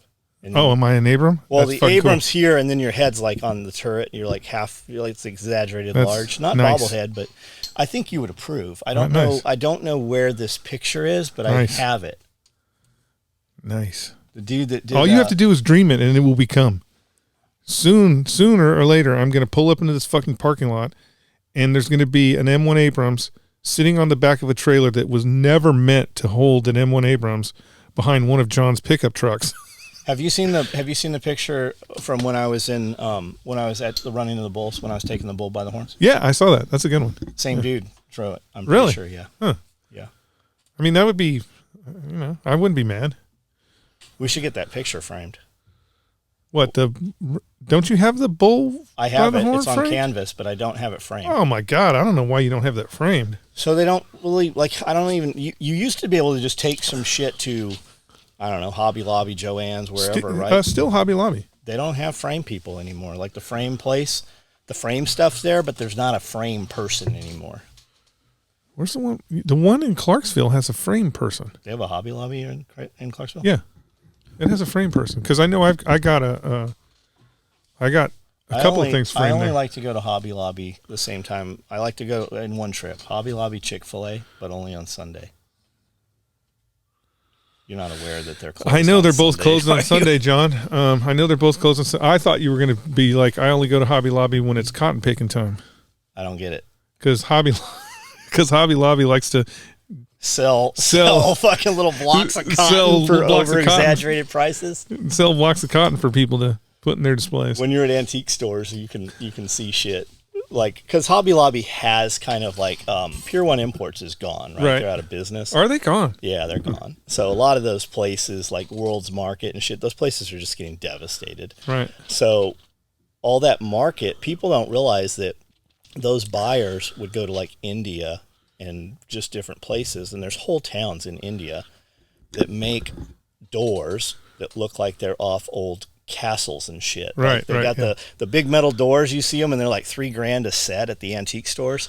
The motherfuckers were made last year. They just weathered them and made Yeah. them look like that. And that's how all that shit was. So we'd be in an antique store and you'd see some shit. I'm like, check this out. I saw this in Hobby Lobby 2 weeks ago. And I will even look because I took a picture of it or whatever. I'm like, here's the same thing.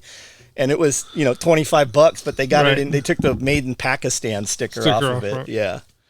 Yeah. Yeah. People just like to buy shit that looks like it's old shit. There's no fucking heritage. There's no like story with it or Right. anything. Yeah. Oh, Hobby Lobby. But yeah, I think because I know we just recently got a railroad map of Tennessee What framed. What prompted that? Just because it had all the counties on it. It's old. I think Is it's it an actual old map? Yeah, I think Where it's from did the you get said 20s. map? I don't remember where we got it, but it shows all the counties, but it's actually an old railroad map. I would like to have one of those. Yeah, it's actually pretty nice, but it's fucking big. It's pretty big. Yeah. So. Benchmark Signs and Gifts made this fine sign. Oh, right look here. at that! The champagne of pistols. What would you like? The champagne of firearms. Somebody pointed this out to me. Now I've never drank beer. Right. I might have had one. But it does in my look life. exactly like a Budweiser Miller. logo. Oh, Miller. Yeah, it is Miller. Is that what you Miller? got it from? The High Life? The Miller High Life Yeah. tagline is the champagne of beers. I had no idea. People said that. And I'm like, I think you're wrong. Yeah. What Miller would you High like Life. yours to say? I mean, mine could say Glocks. Works some of the time. We're gonna do that one. We have that. I have some What? stuff already. So we have one. It's a Glock pistol. It says one day all guns will be good. Until then, this will do. That's a good one. I like that one. I really do. I like that one. I'll have them cut that. I like that. Benchmark. I fucked it up last time. In case you're wondering why the robot voice was there, I was saying Benchmark Signs and Gifts. Awesome company. I watched those guys grow up, and they're both adults. But I watched them from beginning business to just amazing things. Little fact: the very first thing that we hung up in this building here were 2 combat cock signs that face each other, and those are hanging right up in kind of the living room area by that giant television up there. Those were the very first things we ever put in the building, were those 2 signs. Probably can't see him anymore because of all the antique collectibles. Now you can see them. pirate ships. I actually should bring them out here. Super globes. We'll bring them out here. Yeah, the champagne of pistols. I love it. I mean, it is true. I was recently, speaking of Glock, I know how our fans love it when I talk about their elite pistols. I was recently at the Glock store in Nashville. Did you? So you know who owns that? I don't know who owns it. Lenny McGill. Do you remember when we would set up at the Del Mar show, at the Del Mar Fairgrounds gun show? There's always a big dude, like bodybuilder, big dude. And he always had fucking hot chicks with him. And then he did these like gun underwear things. I think I remember who you're talking about. That's Lenny McGill. Is it really? Yeah, he owns that I think store. I remember who you're talking about. Yeah, I was recently at the Glock store, and in my head, like, okay, first off. Did they recognize you when you walked in? No, they did not. But first off, it was a Monday, right? And it was this last Monday, and I'm like, I want to go see. I was in Nashville I don't even know why I was in Nashville. I want to go see the Glock. I want to go see the Glock. I want to go see guns, not the Glock store. I want to go see guns. So Why don't you go to Jacobs? I do a quick search. I just did slip my mind. I didn't even think where I was at. I do a quick search. There's 2 places within 2 miles of where I was at. First one, potential. It had potential. Good pictures, a lot of guns. I'm like, I'm going there. And it's out of business. No. Closed on Franklin Gun Store. Closed on everything's closed on Monday. Closed on fucking Monday. Not the Glock store. Yeah, it's because he's smart. Because he's from California. Glock store wide open. So I'm like, let me go to the. He understands business. Let me go to the Glock store. All right, I'm gonna head over to the Glock store. And as I'm heading over to the Glock store, a curious question popped into my head. I'm like, Do they have anything other than Glocks? Yeah, I'm going to the Glock store. Does the Glock store have anything other than Glocks? That's crazy. And I bet myself, and I lost the bet. I'm like, I bet myself. I did. I bet myself. I'm like, hey, I bet that they don't have any other guns because that would be stupid. You're the Glock store. So I roll into the Glock store. It's a nice. I don't know if you've seen it. I have not. It's a great building. It's a nice building. It's a big building. It has an indoor shooting range. It's fucking clean. And a goddamn ghost town. Fucking tumbleweeds are blowing through that bitch. There's 4 employees behind the counter. First off, when you walk in, there's a sign that says, we're going to greet you with a smile and handshake. Okay? You walk in the store. It's a fucking ghost town. It's a big store. It's a nice store. Again, 100%. It was clean. It was nice. 4 employees behind the counter. And they all look up at me like, fuck, is the day over yet? I am the only one in the store, right? Weird. I'm the only one in the store. Because people are at work. Yeah. That's why I was like, oh, fuck, people are at work. I'll bet it was fucking crazy on the weekend. So I walk in there, and there's one employee who's like, can we help you find anything? Now, I felt like an asshole because I'm looking at a wall behind him, and it's full of AR-15s. And I'm like, got any ARs? No, I go, I look right at him and go, oh shit. Did the fucking Glock AR come out? And he goes, all the love and energy that he had left in his soul just drained out of his body. He looks right at me and he goes,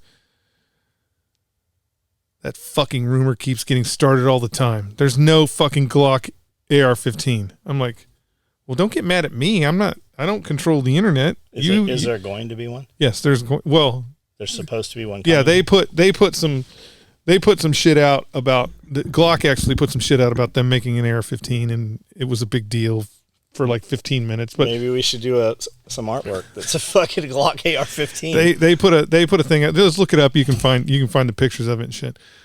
So I'm like, oh, so you got a whole wall of AR-15s and none of them are Glocks. Cool. And then I kind of was like, I mean, it's not that I care. I'm not going to buy a fucking Glock AR-15 because what are they going to do? Make it out of more plastic? No, come on, guys. There's not going to be any innovation there. If you want to be innovative, create your own fucking 5.56 gun, not copy the Colt gun that has been around since the 50s. Doesn't everybody make one now? Smith & Wesson. Yeah, everybody makes them. So you're not, it's like.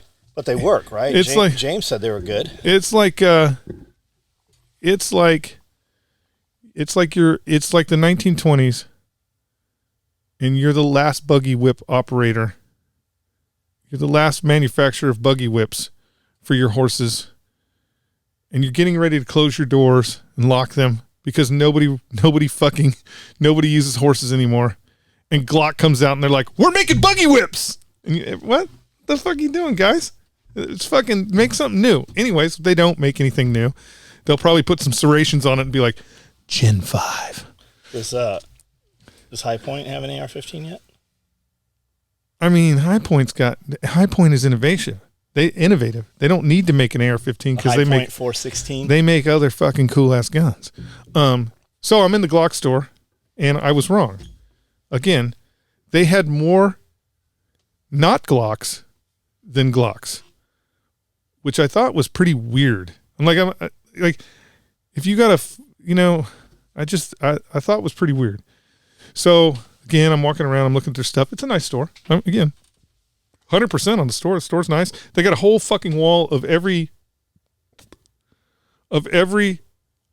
part that you need to replace in your Glock to make it reliable. It's all there on the wall. There's thousands of them. You can get them in red. You can get them in blue. Whatever color you want. Zev Industries stuff. They had Zevs in the case with the Glocks, like the guns ready to go. Yeah, which is kind of weird. The cases that they come in, that the Zev stuff comes in. Those are nice cases. Those are nice boxes. Those are nice cases.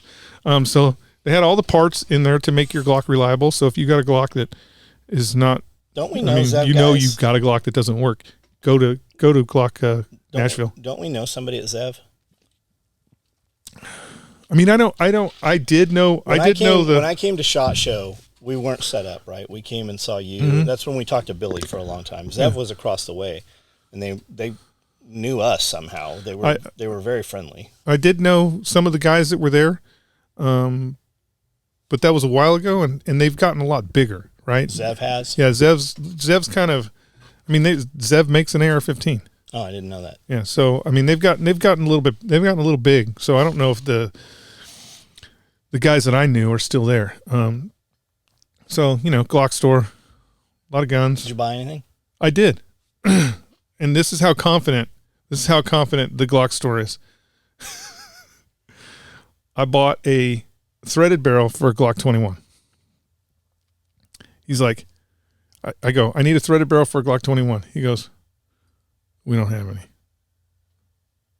I'm like, oh, that's kind of weird. This is the Glock store.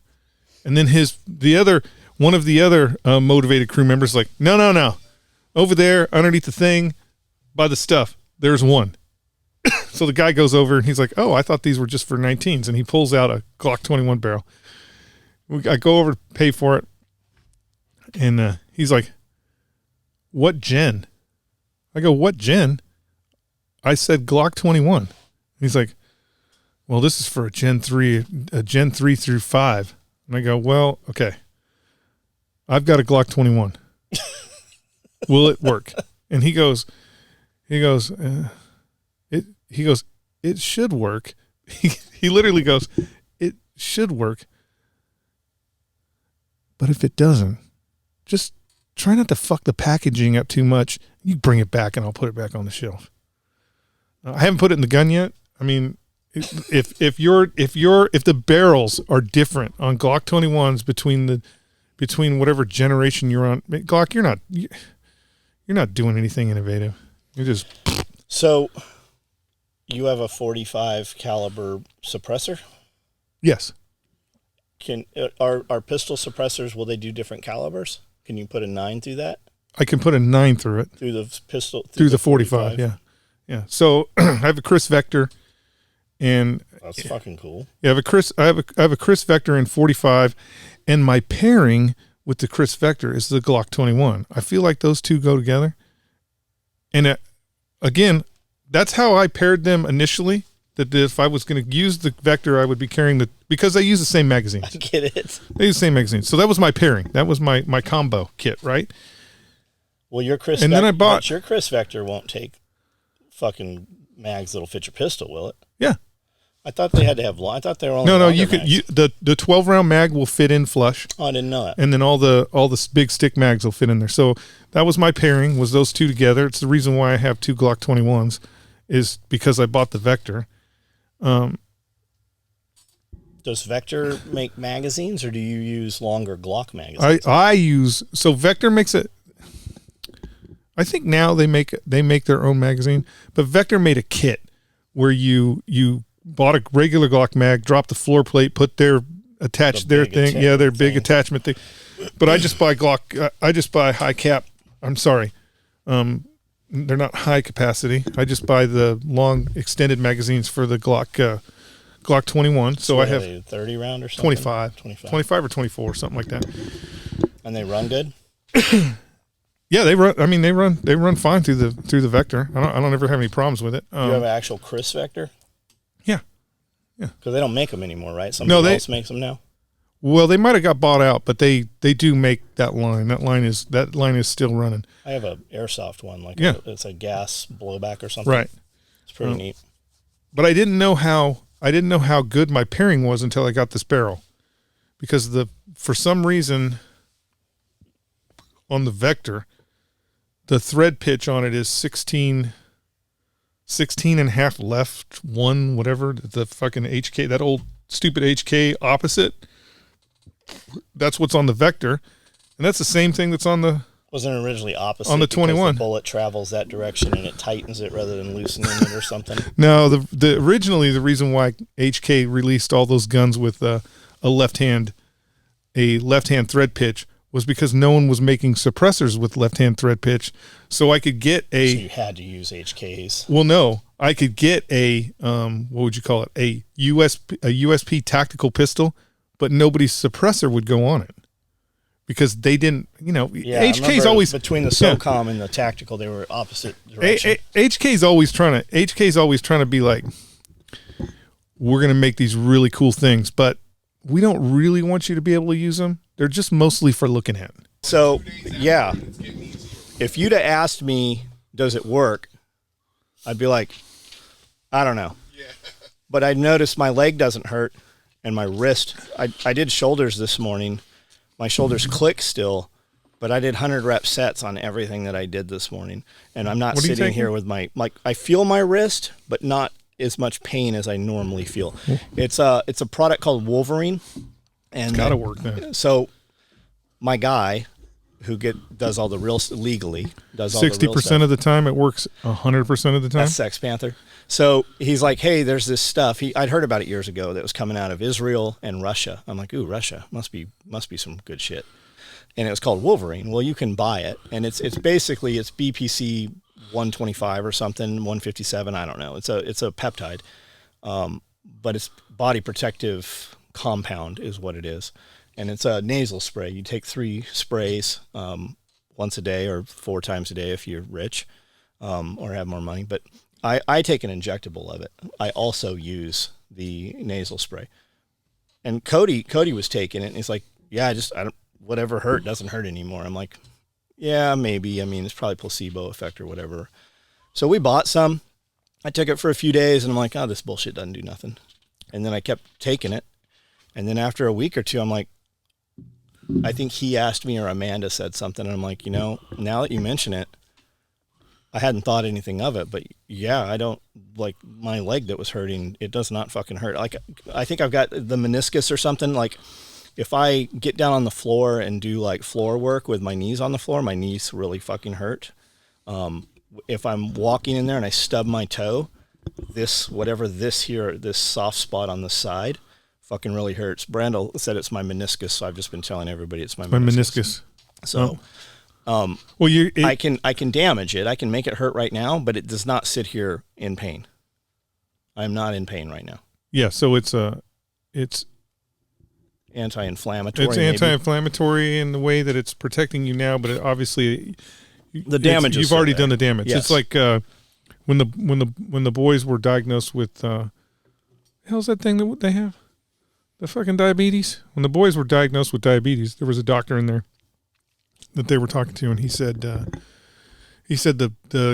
key is to not allow diabetes to do damage to your body, because we will in the future. We are going to fucking fix this. We're going to have a cure for it. But if all your teeth have already fallen out, or we had to cut off one of your foot. Do teeth fall out from diabetes? I don't know. You're just making that up. I'm just making that up. The foot thing's real, though. If your foot gets cut off, there's nothing we can do about a foot cut off. They say type 2 diabetes is self-inflicted diabetes, and could you know be, what yeah. they're calling type 3 diabetes. You know what type 3 diabetes is now? What's that? It's Alzheimer's. Maybe. No, I'm not saying that. Oh, that's what they're classifying it as? Yeah, that's what they're calling it right now. Yep, there was and I've heard Doc Barry say that. It's because it's inflammation. But there was also a study. There was also a study done about what's common in Alzheimer's patients, and they had a higher level. Alzheimer's patients have a higher level of aluminum yes, in their system. So they were saying aluminum cans, but if you look at the correlation between vaccines, I wonder if that's why. Maybe somebody out there in the internet world can tell me this. When did they start lining cans with plastic? Maybe that is why they line cans with plastic now. Maybe. Because they know that there's a correlation of aluminum poisoning. Because they were trying to make it as though it was your teeth scraping. You don't really see cans as much anymore, not like you used to. It's mostly bottles now. Yeah, well, destroying the planet one bottle at a time. Apparently the math works a lot with the with vaccinations. You have aluminum and mercury. Yeah, mercury. They love putting mercury in stuff. I don't know why. Aluminum and mercury actually interact together, and they say that with a lot of these, same with not Alzheimer's, but autism. There's a big correlation with the amount of vaccinations they're giving school children. And autism. So we were talking about HK though. So I'll tell the HK story in a second, but while we're on it, there's a bunch of they've come out with all these things showing that the vaccination did not work or is not working. Most people that are hospitalized currently with COVID are multi-vaxxed. Yeah. So the schools are still pushing this. They're still ramping up and making for your kids to go to school, they have to be vaccinated. I know a guy because they want you sick. I know a guy who is up in Jackson, and his kids are, I want to say teenagers. Well, I know they're teenagers, right? I think all of his kids are teenagers. But they just sent a thing out now, and they're not asking who's vaccinated. They're not asking who's not vaccinated. They're saying who is show your papers, right? Because they're going to use the process of elimination. He's like, here's some more bullshit coming this next school season. So my HK story, speaking of SOCOM Mark 23 Mod 0, right? The SOCOM pistol, the SO Club. Yep, SO Club. We met a dude who was making laser systems. We won't name them.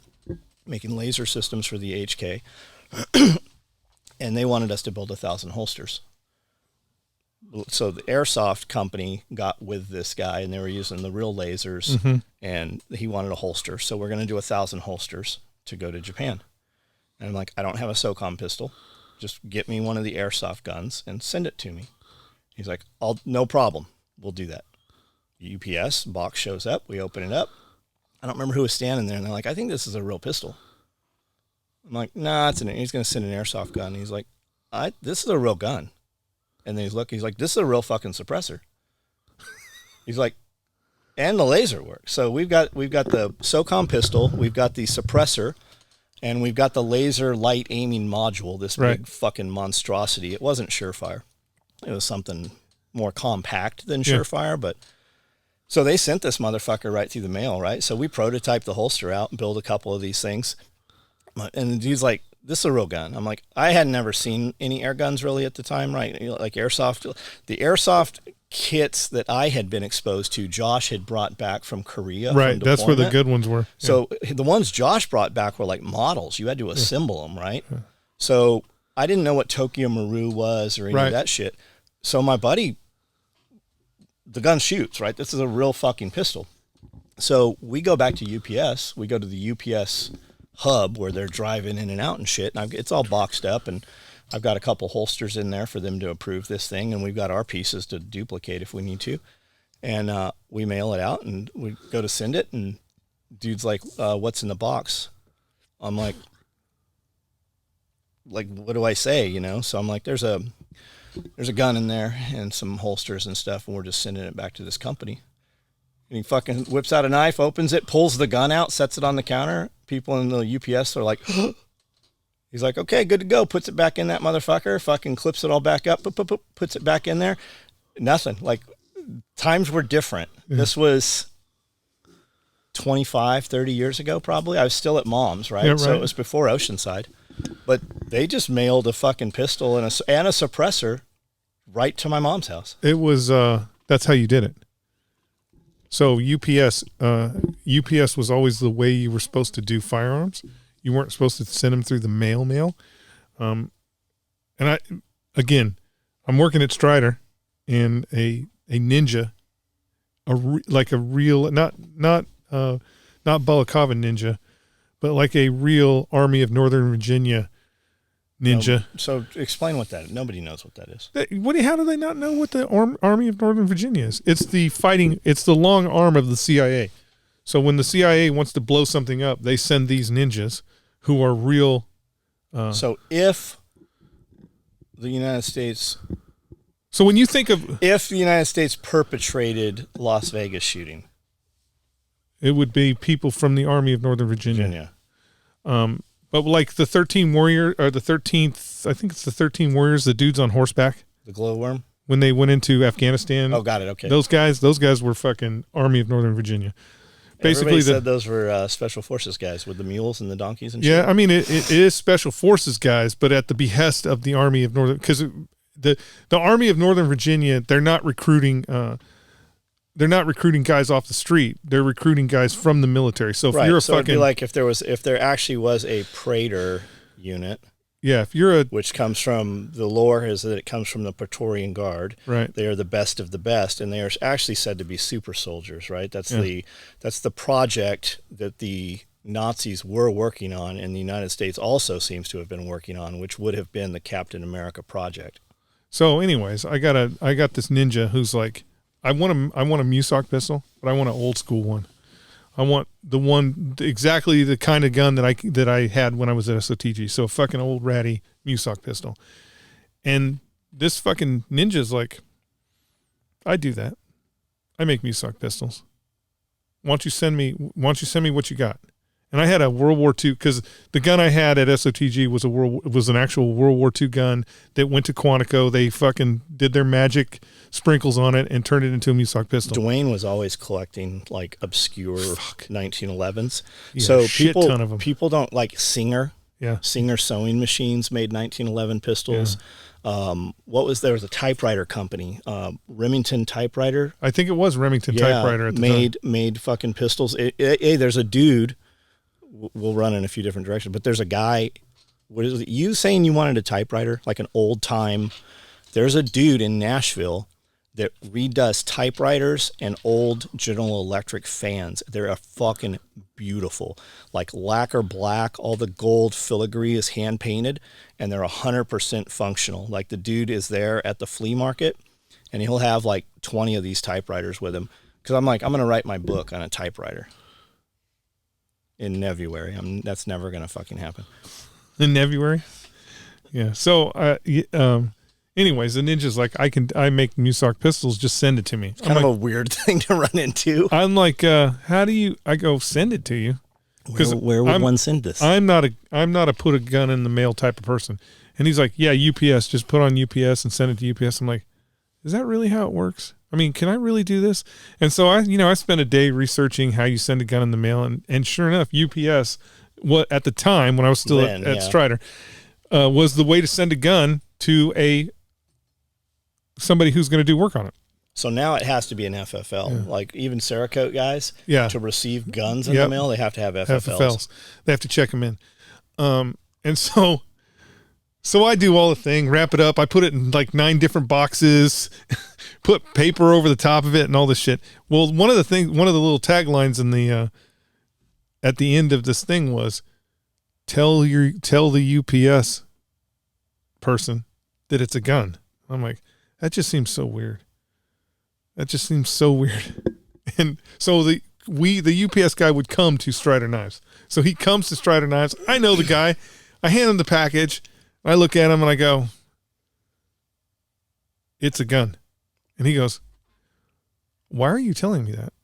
And I go, because your fucking thing says I'm supposed to tell you. He's like, I don't give a shit what it is. And just took it, and it ended up being there. And then I got it back, and it's a beautiful pistol. He did a great job on it. And thank you, Ninja. But yeah, that's my Musoc. That's my Musoc pistol. It was an Ithaca. It was a World War II gun. Oh, that's even cooler. It is. If you're a, it's cool. Do you shoot it? I shoot it. If you're a Musoc, if you want a Musoc pistol, but the pistol aficionados would be like, you fucking ruined that gun. Yeah, you ruined that fucking gun because it's not original anymore. So how many of these ninjas are there running around? Oh, there's a lot. I mean, so do they basically and they do TAD? They chop to another unit and then go back to no. They're ninjas. Once they're in the Army of Northern Virginia, they retire out of the Army of Northern Virginia, and they are fucking everywhere. Like, so tell your Vegas story about. So it's not the same guy, right? It is exactly the same guy. Oh, no shit. Okay. Exactly the same guy. Okay. I had no idea. So I have known this. Don't say his name. I'm not gonna. I have known this ninja for a long time. Like when he was in the Marine Corps. Before he was a ninja. Yeah, when he was in the Marine Corps, when he went through Det 1, when he's always, me and him have always bumped into each other through the Marine Corps. I'm still mad at him for stealing those DMR rifles from underneath my feet, but he wouldn't let when in his younger days, somebody wasn't paddling the boat, and he's like, "You're not riding on my fucking boat. You're not riding my bus, sir. You're not getting on the bus." He wouldn't let. Yeah, he had figured out. I think he had figured out at a real young age. Like I kind of wish he started out. I'm pretty sure he started out as an East Coast and then came out here. I wish that I would have spent more time somehow I would have been able to spend more time with him as a young Marine, because in the last 30 years of my life, every few years I will run into somebody that knows him, and I don't even know like what the secret handshake is to how that comes up. But he's I wish that I could have spent more time with him as a young Marine, because he figured out as a young Marine how the Marine Corps works. Like he figured it out. Like he literally figured it out, and he was able to manipulate the Marine Corps like a Jedi. Like he would be Jedi mind. You'd be standing right there, and the fucking battalion commander would be like, Nope. There's no way we're going to do that. That goes against Marine Corps regulations. We're not going to, the manual says right here, we can't. And then he would just literally be like, no, that's the way we're going to do it. And then the fucking colonel would be like, not only are we going to do it, but we're going to do it twice as hard. We're going to do it twice. Did he just say we're going to do it? Because I think it was my idea. He was like, he did that shit all the time. I remember a guy that he was working with, who was, I don't want to say he was also an outside the box thinker Marine. Definitely outranked said ninja. And literally when some cool gear came in that was supposed to go to the boss, like it was supposed to go, it was the boss's. Like it said, hey, this is the boss's cool gear. He was like, no. That's for me. That's my stuff right there. And when the boss called him on it, he's like, that's not the gear you wanted, sir. He's like, no, yeah, you're right. That's not the gear. Like he was a true bat. Like I give you an example. There was a brief moment in Marine Corps history where we wanted a DMR rifle at the battalion levels, which was basically an M14 that was all dressed up like a national match M14. Not with a Sage chassis and shit. No, not with a Sage. So it looked just like what the guys were shooting on the fucking the national matches. What's the Seal Sage? Is that a Mark 46 or something? I think so. I'm not 100%. It's a badass. I have an airsoft gun of it. Yeah. It's fucking. It takes a 10-pound rifle and makes it a 20-pound rifle. Yes, that's the key to all sniper rifles. The first thing you do is add weight, and then add roller skate wheels to the stock. So he. And this is when he was just another. We were actually at the time we were holding the same billets. I was on the West Coast, he was on the East Coast, and they had just built these two DMR rifles. There was only two in existence at the time. The RTE shop was what it was called back in the day. Had just built these, and I'm like, yeah, we need those. At SOTG, we need those. And the guy's like, There's only 2. Can't have them. There's only 2. I'm like, they don't exist. We're still working the bugs out. I'm like, no. We need those. And I had a Colonel Powers who was a fucking powerhouse. I'm like, yeah, we get Colonel Powers a call. We'll get those fucking guns there, right? So I talked to Colonel Powers. Powers like, we need them? Okay, I'm going to get them. And this is all within 24 hours, right? It's all within 24 hours. So we saw that on the last day. I'm on a plane the next morning, flying back. Conversation has already happened. So Colonel Powers is going to call the RT shop and get us at least one. He's like, I can get one for sure. How did East Coast find out about it? Well, he was there with me because we were counterparts, right? We were counterparts. It was basically I don't know what we were doing there. It was either a symposium. It couldn't have been the advanced course, but we were doing some sniper shit there. So there was a lot of snipers there. But at the time, the SOTGs were the premier. I was at SOTG. No, well, Quantico. We were at Quantico. Yeah, we were at Quantico, and so I'm flying back. I get back, and go to the head shed. I'm talking to Colonel Powers, and he's like, "I can get those rifles." I'm like, "God, I thought you had pull, sir." And he's like, "Somebody already got them. Somebody in your class packed those motherfuckers up and took them home with them." I'm like, "Who the fuck did that? Who was it?" And then like a couple weeks later. I don't know why I called, I don't know why I had to call, East Coast SOTG, but I call him and he's like, I got them rifles, bitch. Walked right out with them. Where was East Coast SOTG at? I don't know where, I don't think it was at Stone Bay, but they could have been using Stone. I don't know exactly where, because, on the East Coast, I guess it was the same with us. I just feel like, they were more recon and force recon centric, versus, even though it was the same out here, I felt like SOTG out here was more Mew centric, was more, all the Marines. But I don't know, again, because I never trained out there, so it may have been exactly the same. But the guy was a ninja. Anyway, so I'd known him for a long time. He goes through some shit. Like, he goes through some real shit. Basically, he is a fucking plank owner in Det 1 and is the reason why MARSOC exists today. Part of the reason why MARSOC. I mean, there was a lot of guys in that platoon, but part of the reason why MARSOC exists today.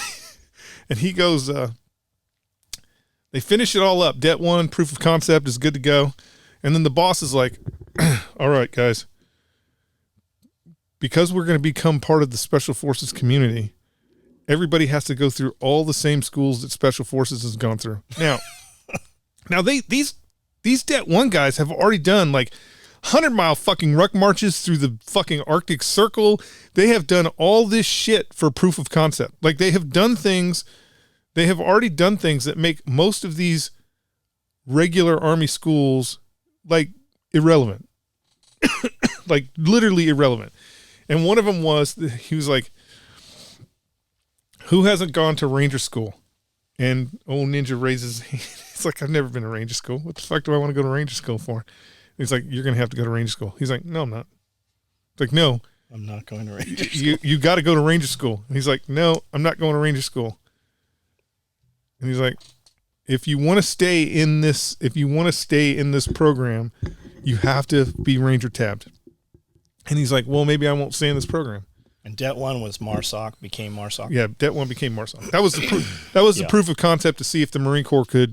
Prior to that, wasn't that VSW MCM? Was it that was a little bit different. The VSW thing was a little bit different. But and then I'm like, I don't hear from him for a while, and then the next time I see him,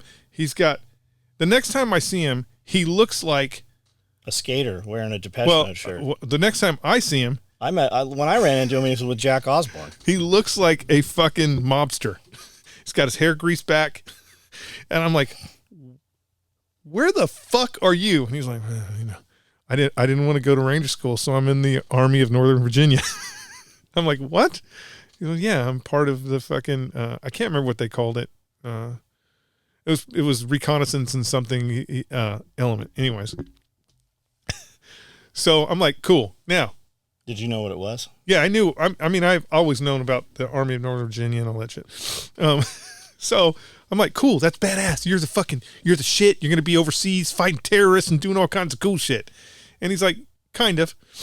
And so years pass, probably 3 years pass. I don't know what I was doing there. Probably a gun show. No. You were in a vehicle, stopped at a fucking stoplight. No, wait. It's better than that. I was in Las Vegas supporting the Veterans Day Parade for Billy Stojak. Okay. I am walking down the strip.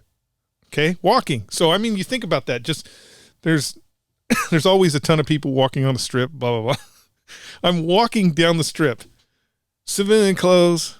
You know, at that point in time, no more high and tights. I was low reg and shit. And I get a phone call. Boop, boop, boop. I'm like, hey, oh shit. Who is this? It's from Texas. It's the ninja on the phone. He's like, hey bro, what's going on? I'm like, nothing, man. I'm just out here supporting the Veterans Day Parade, blah, blah, blah. And he goes, I didn't even tell him. We were just talking about, I'm like, yeah, oh man, how you doing? What's going on?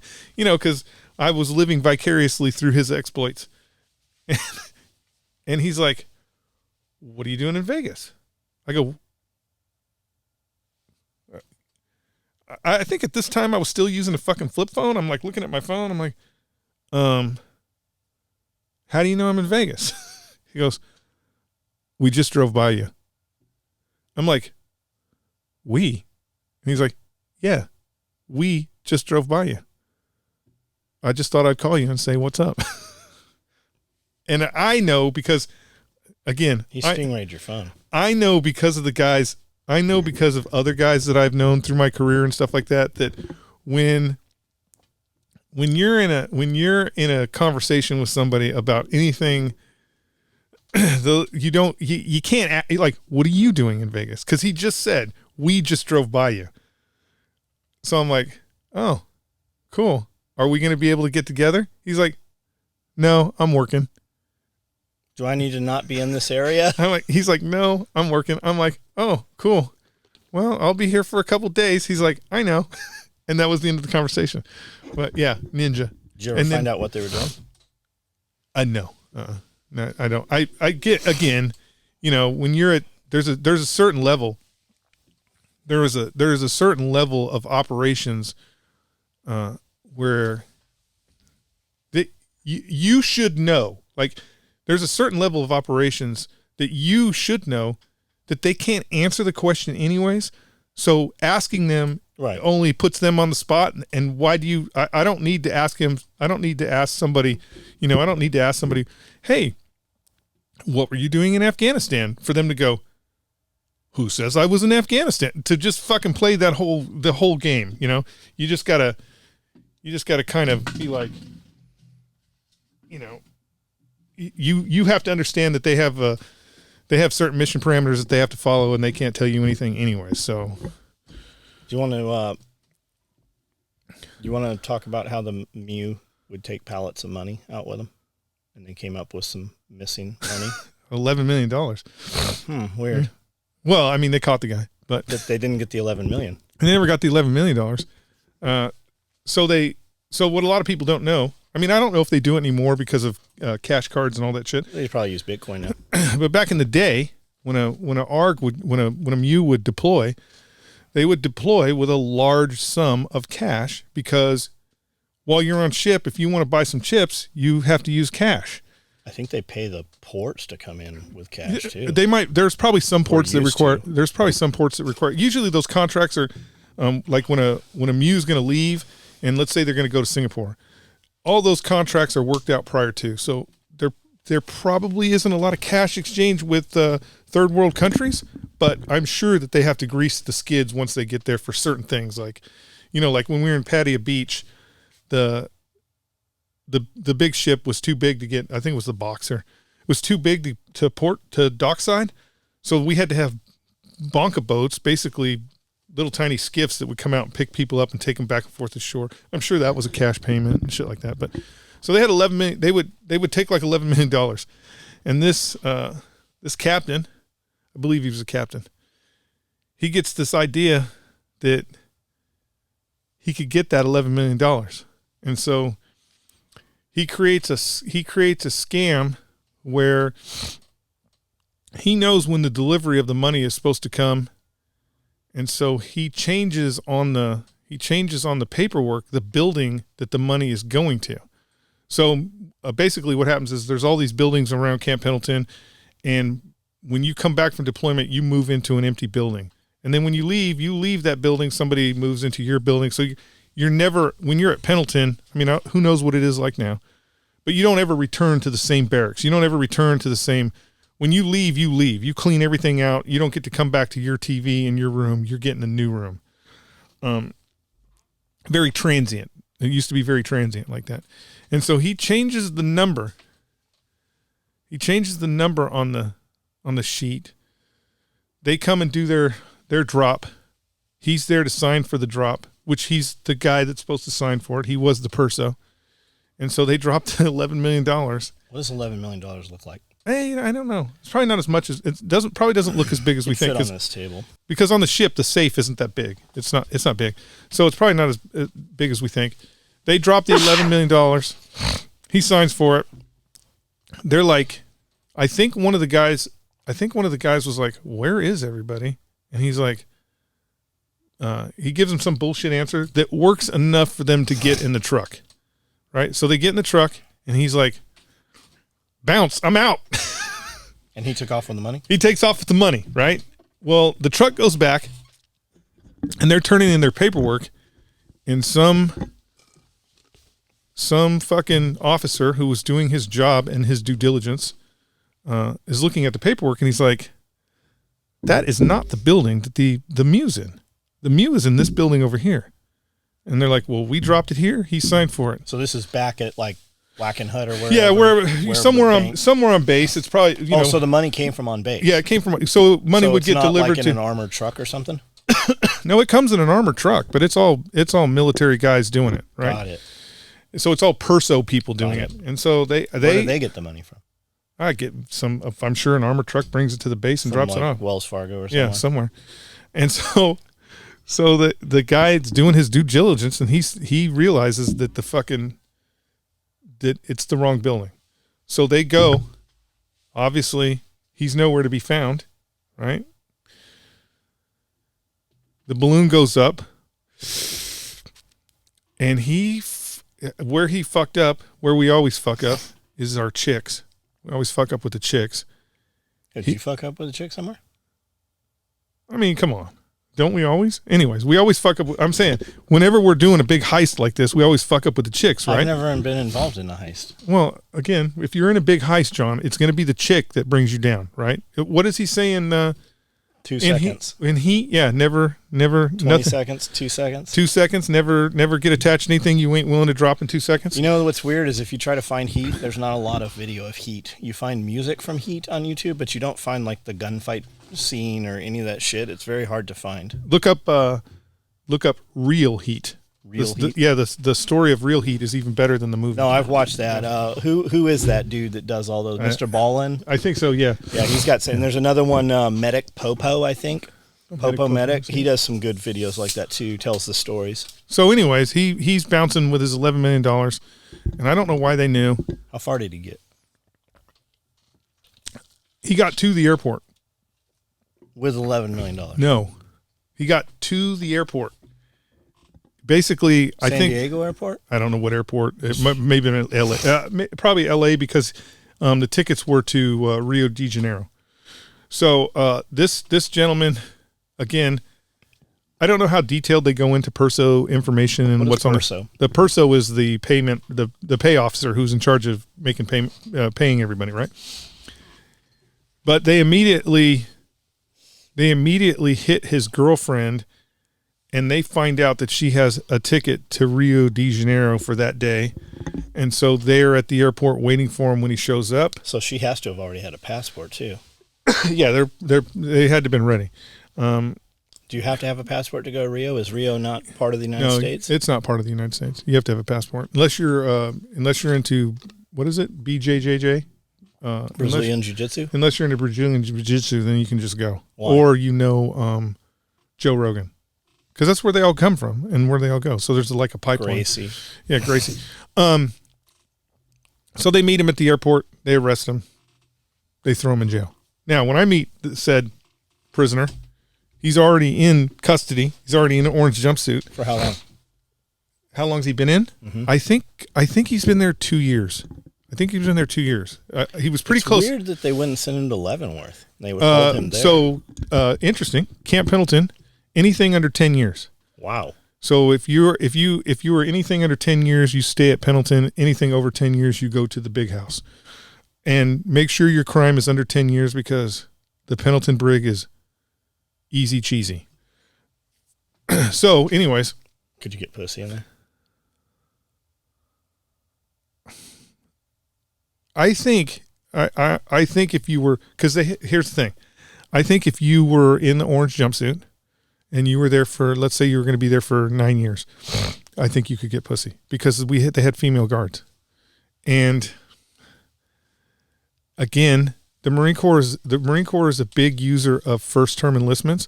So everybody's super young. Like they're super young. The guys that were guarding us were fucking between 18 and 20. Could you have got out of there? It would be so okay. Again, I've been there in a long time.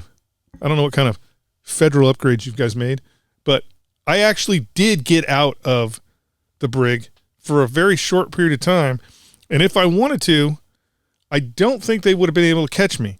But I pointed this out to the individual who had taken me outside, and he was like, "Oh shit, yeah, this is probably not a good thing. We probably need to go back inside." Now, again, at the time the time I served in the brig, I was not I was never orange jumpsuited. Orange jumpsuit means convicted. I was never convicted of a crime. I was a blue suit, which was I was being detained for my own safety. That's how they put it out. Is you're being detained for your own safety. So I was being detained. Who was a danger to you? Apparently the SOE and Mike Bottom's crew that they were a super danger. I don't know, but was Mike Bottoms in that conversation? Did they say? No, they or don't. I was going to send Mike Bottoms. They don't ever. The Rhodesian. They don't ever explain anything to you. They just say retained in custody for your own protection. Protection against what? But they don't have to explain. They don't have to explain, and it's one of those catch-alls where nobody even questions. They're like, "Oh, his own protection. We better protect him." So I'm remanded into custody for my own protection until my trial date. So I am a bit of a free bird because I'm in a blue jumpsuit instead of an orange jumpsuit. Now the free birds, we get to we run the chow line, so we get to do all the things that they don't want the fucking the orange suit guys doing. So I'm running the chow line, and one day they're like, we're bringing up a special prisoner. You need to make him a plate. And you've never seen him before. Never seen him before. Who the fuck's feeding him? Because he was in the hole. They put him in the hole, not because he was a danger to anybody, but they were trying to break him. For 2 years? Yeah, he'd been in the hole for 2 years. 2 years. So they're like, you're not allowed to talk to him? Not allowed to ask him any questions? Nothing. I'm like, they're bringing fucking Hannibal Lecter up. Or they're bringing, what's his name from the Rock? Yeah, Sean Connery. I'm like, oh shit, it's Hannibal Lecter, right? You think Hannibal Lecter, and this kind of normal dude. This normal dude comes, he's in his orange jumpsuit. They have cleared the chow hall. No other inmates are in the chow hall. I bring him his plate. Now, I have to stand there. I think I have to stand there for accountability of utensils. That was a pain in the ass. You had to count all the fucking utensils every day. I think I had to stand there for accountability of utensils. Now, again, this is a prison. It's actually it's a federally regulated prison, but it's run by Marines, and it's run by 18-year-olds. And so this guy gets 30 minutes because they have to follow all the regulations and everything. It's pretty weird. All the federal prison regulations. So he gets 30 minutes to eat, but I have to stand there and watch the utensils. And so, the guard eventually is like, hey, Tina, what are you going to do this week? You know, eventually no one cares about what's going on because this guy is not a danger. Okay. And so I'm like, what's up, bro? What's going on there? What'd you do in the Marine Corps? He's like, and you know, that's when I found out he was a captain and shit like that. This a big black guy? Big, yeah. I don't know why I had that in my head. I picture Debo. Yeah, he's not Debo-ish. You know, the reality is if you saw him in a suit and tie, you would think he was a lawyer. You would think, you know what I'm saying? He was a normal dude. Like he was a money guy. Yeah, he was just a normal dude. And so this went on for a couple weeks until I got kicked off the chow line. Where I would just be out there and I'd be like, "What's up? You want an extra cookie?" And he'd be like, "Yeah. How about a cookie?" And I would go get him a cookie and shit because nobody cared. Like by this time, this guy's already been in there for 2 years. He hasn't told anybody shit. Blah blah blah. Did you know what he was there for? Over the course of conversing with him, he's like, "Yeah, that's what I did." Blah blah blah. And then the guards, you know, after a while, the guards would be like, "Yeah, we're gonna break that motherfucker." And he'd be like, "Why are you gonna break him? He's hiding $11 million." And like they get any of it. Yeah. And so there, you know, I got the whole story. Basically I got the whole story. And then I'm like, it came out, the guards were like, the guards said, they told me, they're like, all he got to do is give the money back. If he gives the money back, they'll let him go. They don't even care. They don't. That's never true. All he has to do is give the money back. Right. And I'm like, cool. You know, I'm just storing this to get the money. Somebody shoot him and they take off with them. There's never. I'm like, cool. So next time I'm giving him a cookie, I'm like, why don't you just give him the money back? I mean, you're just sitting in here solitary confinement, fucking melting away. Just give him the money back. Fuck it, it's just money. And he goes, I got 6 years. I've already done 2. I'm getting $1.5 million for sitting in here doing nothing. For every year. I get all that money when I get out. And I'm like, you know, they're going to follow you and shit. It's not like they're just going to release you and let you go into the wild. He goes, how long you been in the Marine Corps? At the time, what was that, 15 years? At the time I'd been in 15 years. He goes, no, they ain't. The Marine Corps already forgot about it. He goes, big Marine Corps already forgot about it. The only people who even care about this shit anymore are sitting in this prison right now. He goes, when I get out, I'm going to go to Rio de Janeiro and I'm going to live my life out with that money and ain't nobody going to come look for it because they've already forgotten about it. And I'm like, that was my my boast of reality. This was before any of the fucking 9/11 bullshit. Yeah, this is before any of the 9/11 stuff. No, anything. It was after. No, it was before. We got arrested after 9/11. Was it? Okay. Yeah, because the concern was they were going to hit us with terrorism charges. Anyways, so because they'd already started the Patriot Act. He said, he goes, look, man, in the big scheme of things, the Defense Department, $11 million is nothing. We come up missing that every single day. It's not that big of a deal. They don't care. It's not worth their time to fall. They prosecuted me. I'm in jail. I'm doing my time. When I get out, I wonder what happened to him. I hope he's drinking Mai Tais and. Yeah, I wonder. Did the chick stay with him? I doubt it. Could she have visitors? Could he have visitors?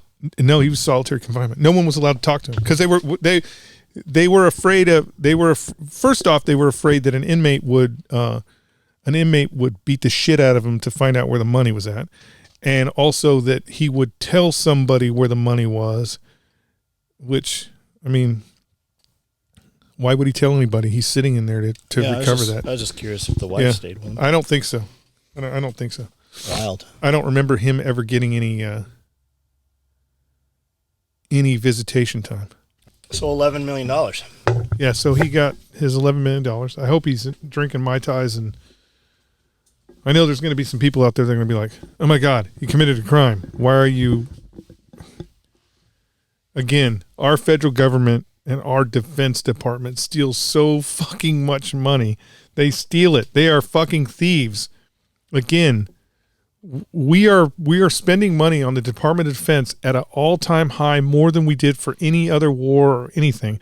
and they're not even fighting anywhere. Even beyond that. So it's all corruption. Even beyond that, prior to that, like if you go back in history, the people that kept slaves have only enslaved us. Like we are the slaves, right? Well, they got rid of slaves who were black, and they figured out a way to make all of us beholden to them. We were all slaves to them. And if you look at through taxation, I know the sovereign citizen stuff, there's fucking absolutely crazy shit out there. But when you listen to the fucking people talk about it and how they have enslaved you, and the difference between color of law and the magistrates, and it's just people like the judges that are there, when they put those judges and those penalties on you, it is said that they actually keep a percentage of that and it goes into their pensions. So there is a financial gain. And actually, we know a judge. We should ask him about this. There was no the judge that you're talking about, no financial gain. He was what's considered a reserve judge. No.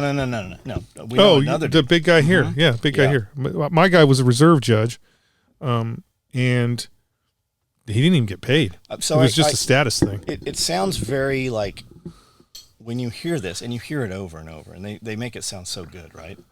Like they're the expert on the field. But I'd like to find a judge that's like, oh yeah, man, we get to keep fucking 10% of every fucking judgment, or like I'm curious about that. It would have to be because I'm always like I send it to Dana, and he's like, don't ever try that shit. Like don't think you could, like, they will fuck you. Do not try that. Like that is such horseshit when it comes from a lawyer. But I'm like, well, maybe he doesn't know, right? Because he went to the school, right? Yeah. And they programmed him. Well, I think from Dana's perspective. So the reality is, from Dana's perspective, it's called the reality of law. Like he's working in the reality of law. And then when you see the sovereign citizens and all that bullshit, whatever they're doing, I'm constitutional. They're operating in the fantasy of the law. Well, the color of law, but you don't see the ones that go to jail for a long time. Well, I'm just saying you only see the videos where they actually go to court and the court rules in their favor. I'm just saying you're operating in the fantasy of the law, fiction of law, I guess. And I think for the most part with that stuff, that it gets to a point where the people who are trying to enforce tags on your vehicle are like, holy fuck, this isn't even worth it. I don't give a shit if you don't have tags on your vehicle. Get the fuck out of here, right? Because a video this morning. It's time and money. I think I sent it to you. I think it was on TikTok. So TikTok's smart, right? When you're loading a video, you have to stay on the platform. And I was watching this chick. She looks like a professor, this black lady, and she's like, slavery didn't end. You're just the slaves. Right. And they did it by, you have to register your vehicle and you have to sign these documents. And when you sign the documents to get your driver's license, you agree to these terms, and now you're beholden to their financial, claims on you. And it's just like, I want to try it. I don't ever go anywhere by myself, right? So it's not like Amanda'd be like, just tell me who the fuck you are. She would. I was in a situation I want to be like, I don't answer questions. I was in a situation at a Border Patrol checkpoint. I was in a situation at the Border Patrol checkpoint we were in a truck. We were in a pickup truck that had a bunch of stuff in the back of it. Tell what it was. It was just old military stuff. It was just old military stuff. You're not going to tell what it was? And it had a tarp over it. Did they look under the tarp? Yeah. So they knew what it was. No, well, they didn't. Not initially. So it had a tarp over it, and two shady-looking characters in this pickup truck. Two white guys. two semi-white guys, yeah. And we get to the checkpoint, and my buddy, somewhat of a ninja himself, is like, they get to the checkpoint and they're like, "Hey, buddy, what's going on? You U.S. citizens?" And he's like, "What do you think?" And I'm like, he's always been like this fucking on the fringe. And I'm in the Marine Corps. I'm like, dude, just answer the question. He's like, what do you think? So he's doing kind of the this was way before sovereign citizen became popular, right? This is before YouTube when this happened. And the guy's like, I need to see your ID. No, you don't. He's like, yeah, I can see. He's like, no, you don't. He's like, what's in the back? None of your business. Like, he's giving him the whole hard line, and I'm on the other side, and there's a Border Patrol agent right here, and he's like, looking at my boy, looking at me, and I'm like, I'm in the Marine Corps. I'm in the Marine Corps. Did you say that? Yeah, I'm like, I'm in the Marine Corps. He's like, oh, the guy on my side's like, yeah, I was in the Army. He goes, who are you with in the Marine Corps? I go, I'm with 19. And he's like, oh, 19, Camp Pendleton. I'm like, yeah, we're having a normal conversation. Well, oh, I said his name. Can we not have, do you want to bleep Can out? you bleep that out? Bleep that name out. Can we say what it was? No, I don't think so. Oh man, it makes it so much cooler. I don't think so. Oh my God, I can't believe I guess they didn't stop you for that. I guess we could. I guess we could. It's in a museum. Is it in a museum? I don't know. I don't know what they did with it. It's in a museum. I don't know what they did with it. Anyways, so okay, I'm gonna. That's a big story, though.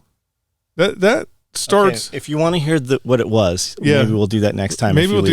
Leave some comments. Leave us some comments if you want to know what the big thing was that went from one part of the world to another part of the world to an orange grove. So I forgot the trailer was behind the truck too, and so they're curious because it's the Border Patrol and it's what they do. They be curious, and he's hardlining the whole thing. Nope. Not going to do it. And they're like, we can keep you here for an hour. And he's like, no, you can't. You can't keep me here for an hour. You either have reasonable suspicion of a crime being committed. Reasonable articulative suspicion. RAS. You got RAS. That's actually not the one you should pull out. There's something way beyond RAS. But he's like, you have to have a crime, and there's no crime. And he's like, well, we can hold you till the dog gets here. And he goes, fine. Where's the dog? Yeah, they actually can't. Well, they can't anymore, but at this time, maybe they probably couldn't, but it was that, the thing that they used. Yeah. And he's like, well, the dog's an hour away. And he's like, we'll wait for the dog. And so they're like, pull over to secondary. So we pull over to secondary, and we're just sitting there. And I'm like, why don't you just let him look? There's nothing here to get in trouble for. He's like, it's the principle. It's the principle of the matter. These motherfuckers should not be down here harassing regular citizens when the border is 20 miles that way. It's exactly your papers, please. Yeah. He's like, it's the principle. And he was working with other guys in his unit were former Border Patrol agents. Yeah. And it was the Border Patrol agents. Those guys were like, this is what you tell them. This is all the stuff you tell them. It's because they were all part of the Joint Task Force 6. And so he. So he's hardlining. Supervisor comes out. Now another supervisor comes out, and he's like, why don't you want us to look back there? He's like, it's not about want. You have no reasonable cause.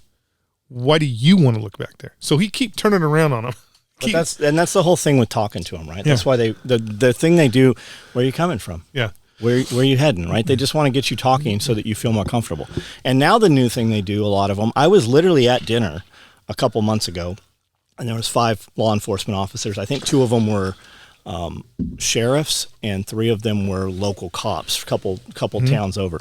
And he was telling him, he's like, yeah, I have them get out of the vehicle. Hey, come back here, come back to my car and talk to me. He goes, that way we have them out of the car.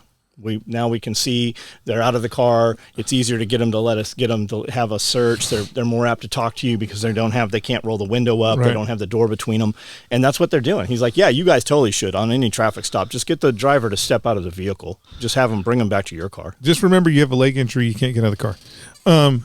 So we're doing this. We've probably been at the checkpoint for about 45 minutes. The supervisor and the guy running the checkpoint are getting, they're irritated, right? They're irritated. But the truth of the matter is they knew that there was nothing they could do. And so the guy comes over and he's like, hey, why don't you let us search one box? If you let us search one box and you can pick the box, we will let you go. That sounds like horseshit too. Yeah, so horseshit. He's like, no, bring the dog. And he's like, the dog's not coming. We're not bringing the dog. Gotta let us go. And he's like, I can pick the box? And he goes, yeah, you can pick the box. So he literally got out, lifted the tarp, was like, search that box right there. the dude opened the box. He closed the box. He's like, "Get the fuck out of here!" And we just drove off. Well, wasn't there didn't they see the? Yeah. Oh yeah. Yeah. They weren't even.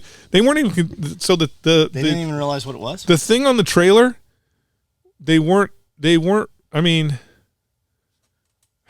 it's kind of weird because I told the guy exactly what it was, and they weren't. The thing on the trailer they were not concerned with as much as the boxes in the back of the truck. Because the reality is, the Border Patrol guys want a big drug bust because it looks good on the paper and all that shit. They want a drug bust. They don't want to. If you got a couple joints in your glove compartment. They really don't give a shit about that. They want real, because that's how they get funded. They get funded by looking good standing next to a bunch of cocaine. So when they saw, because I know that they were walking around the truck and probably realized everything that was in the truck already. And so they were like, oh, this guy's just being a pain in the ass to be a pain in the ass. Get the fuck out of here. Could they have kept it going? They probably could have kept it going. But again, it becomes a point where, because this was a small... Well, they can keep it going as long as they want. Yeah. If they found anything, it would get thrown out of court. But it becomes the longer and the further up the food chain you go, the more paperwork is involved. And I know that, I know some cops, and if it's the difference between me bringing you in and booking you, first off, me arresting you, taking you to fucking county, booking you, spending all that time at booking, and then going back and having to fucking fill out a 2-hour page report on something I know that the next morning you're going to walk on. Why the fuck would I even? Fuck that. Get out of here. Get the fuck. And so I think that's how a lot of those guys get away. Is it's just because I'll give you another example. I was watching Cops, and it was in Las Vegas, and regular patrol beat cops. They pulled this dude over. Got no tags on his. Las Vegas kills a lot of citizens. Yeah, Las Vegas do some shooting, but the reality is most of them are they're justified shootings, like SIS kind of stuff.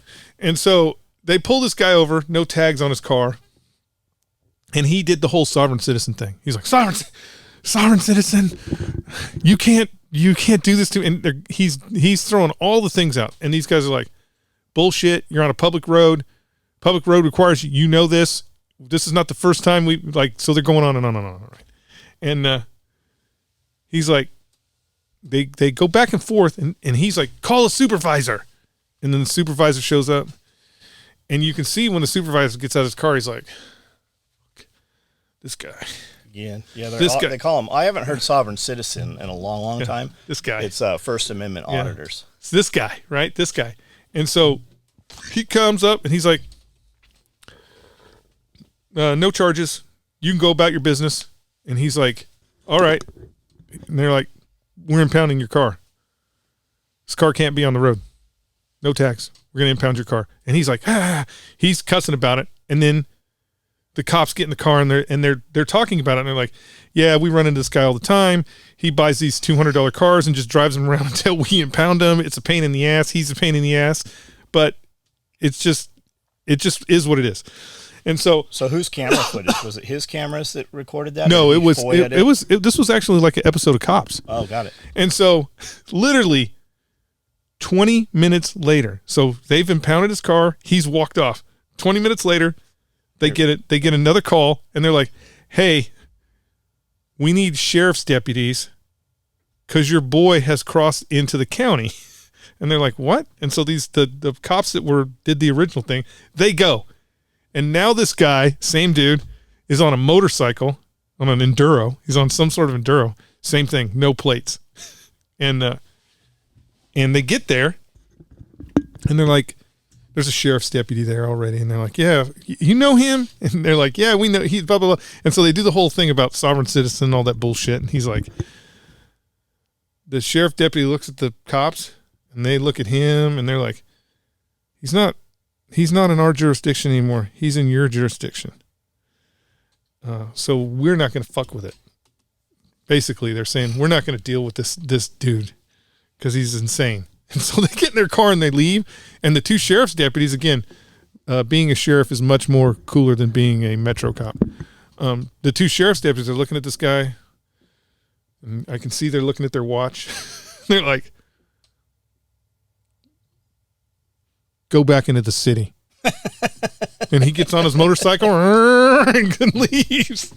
But that was regular TV. So speaking of Border Patrol, I saw one recently. I think it was San Ysidro border crossing, and they were giving him a hassle about something, and he wouldn't let them search or whatever. So they end up jumping in his car, and he's got like 8 fucking cameras going. But this chick gets in there and like takes one of his phones and fucking busts it, breaks one of his phones. Like she got fucking fired over that shit. There's a bunch of those videos where the officer is removed from duty. They do capture some insane fucking, because it's feelings, right? Right. Yeah. They're not operating under law. They're operating under show me your shit. No, I don't have to show you my shit. And they just go crazy. Yeah, it's real. It's real hard to control your emotions. Tasing people, pepper spraying people over not showing documentation. And I seen a San Bernardino. I don't know which PD it was, but it's a PD that they have hired all military guys, and they got a 40. It was an episode of Cops, and I'm like, I can't believe you're showing this shit. They got a 40 millimeter rotating Garwin, or I don't know what it is, but it's the fucking rubber bullet shooter, right? Big 40 millimeter rubber bullets. Kill people with them. And this dude, there is a Hispanic gentleman who I don't know why they had to roll up on him, but they all roll up. It's 5 police officers, and you can tell that every one of them was in the military just by the way they moved, by the way they're moving, their presentation, and how they're fucking doing it. And this guy, they show up, and he backs into a corner, so he's between a wall and a car, and he backs all the way up in there, and they're like, they close in, and they're like, come out. And he's like, I'm not coming out. And they're like, okay. And dude comes up with the 40 millimeter and it's just like, doom, like hits this dude like 4 or 5 times before they drag his limp body out from in there. And I'm like, God damn, guys. Did it kill him? I don't think it killed him. But it's just like, man, that the whole militarization of law enforcement is, I get why it's happening, right? I get why it's happening, but still, there has to be a better way. Well, really why it's happening, and because the reason it's happening is not at the street officer, patrol officer level. It's so that corrupt politicians can do whatever they fucking want to do. Yeah. Like, yeah, officers on the street are seeing an escalation of force on the opposition for sure. But you're stopping Betty Homemaker, show me where you going, I'm going home, or when I saw, like, somebody came out, code enforcement. So code enforcement comes out and they're like, you can't be here while we're checking this. He's like, this is my fucking house. This is my place. You better. So the cops come and the cops are like, let me see your ID. Why do you need to ID me? This is my fucking house. Like, why? And it turns into some more shit. Yeah. And it all comes down to feelings. You didn't give them what they're used to getting, so they're going to fucking escalate and punish you for it at the present time, right? It's not going to go to court. They're going to punish you right now for it. Yeah, when those things usually go to court, the city is the one that usually loses. They pay out huge. Like, they pay out big money. Huge. Like there's dudes that have these channels where they roll up and they're just filming, and officers are like, hey, so-and-so called and they want you trespassed. He's like, you can't trespass me. I'm not on the property. I already checked the property lines. Your city maps show that this is public property. All right, let me get your identification. He's like, you can't ID me. I haven't committed a crime. What crime do you suspect me of? And then they're gonna, like, we're gonna arrest you. He's like, you better call your supervisor. The supervisor come out and go, hey, this is this guy's thing. He has this channel. Well, the city next door, they paid him $80,000 last year over exactly one of these. So but I mean, I don't know, man. I don't have time to go do that shit. Yeah. But it's the reality is it's the only pushback that's out there right now. The reality is, do you really not have fucking crimes to go enforce? Well, again, when the call comes over the radio, like that's the other thing that most people don't understand. When you say, are there other crimes that you need to be going after?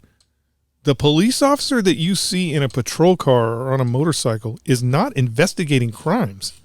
He's not. He does not That investigate is exactly crime. my point, because doesn't they are investigate there. crime. They are there to separate citizens Yeah. from their money. They are literally.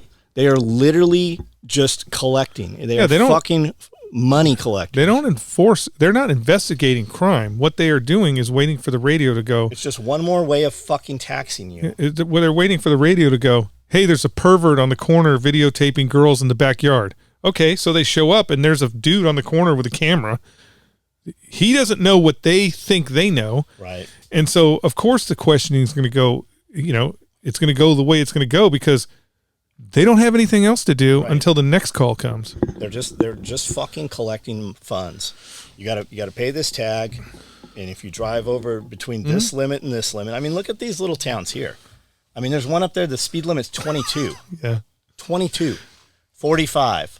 The crazy part is it's 22 on an interstate that is 4 lanes wide. Right. Why don't you go sit over at the mall over there?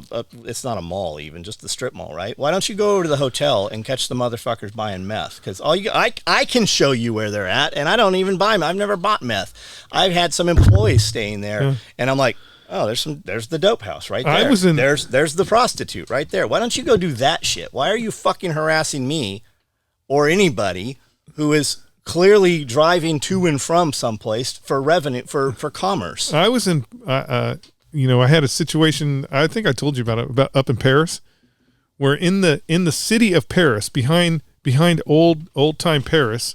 So the town of Paris is, there's a bunch of houses there that are abandoned. Yeah, there's a bunch of right behind the city of Paris. There's a bunch of dilapidated old big houses. So there's some historic stuff there. Yeah. They've been refitting them. And they're very nice. The problem is there's no parking and there's no garages with any of them. Well, I've been back there on that street because we like to look at old things. And so this is just right behind Paris. Yes. And been part of 2 different drug deals where the drug deals were going on right there. And I'm like, he's coming up here right now to sell us drugs.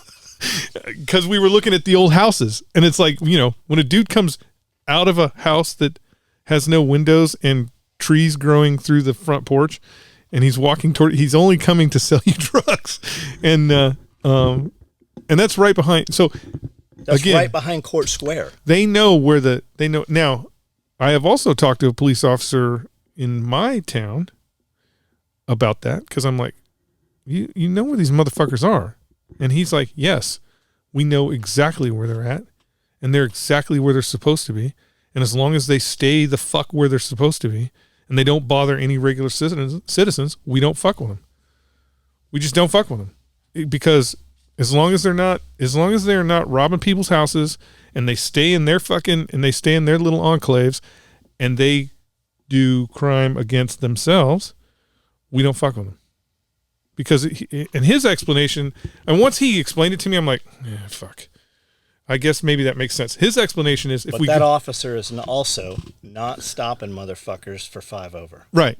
But in his explanation, he was like, if we go in there with a baseball bat and hit that beehive, they're going to spread out all over the county.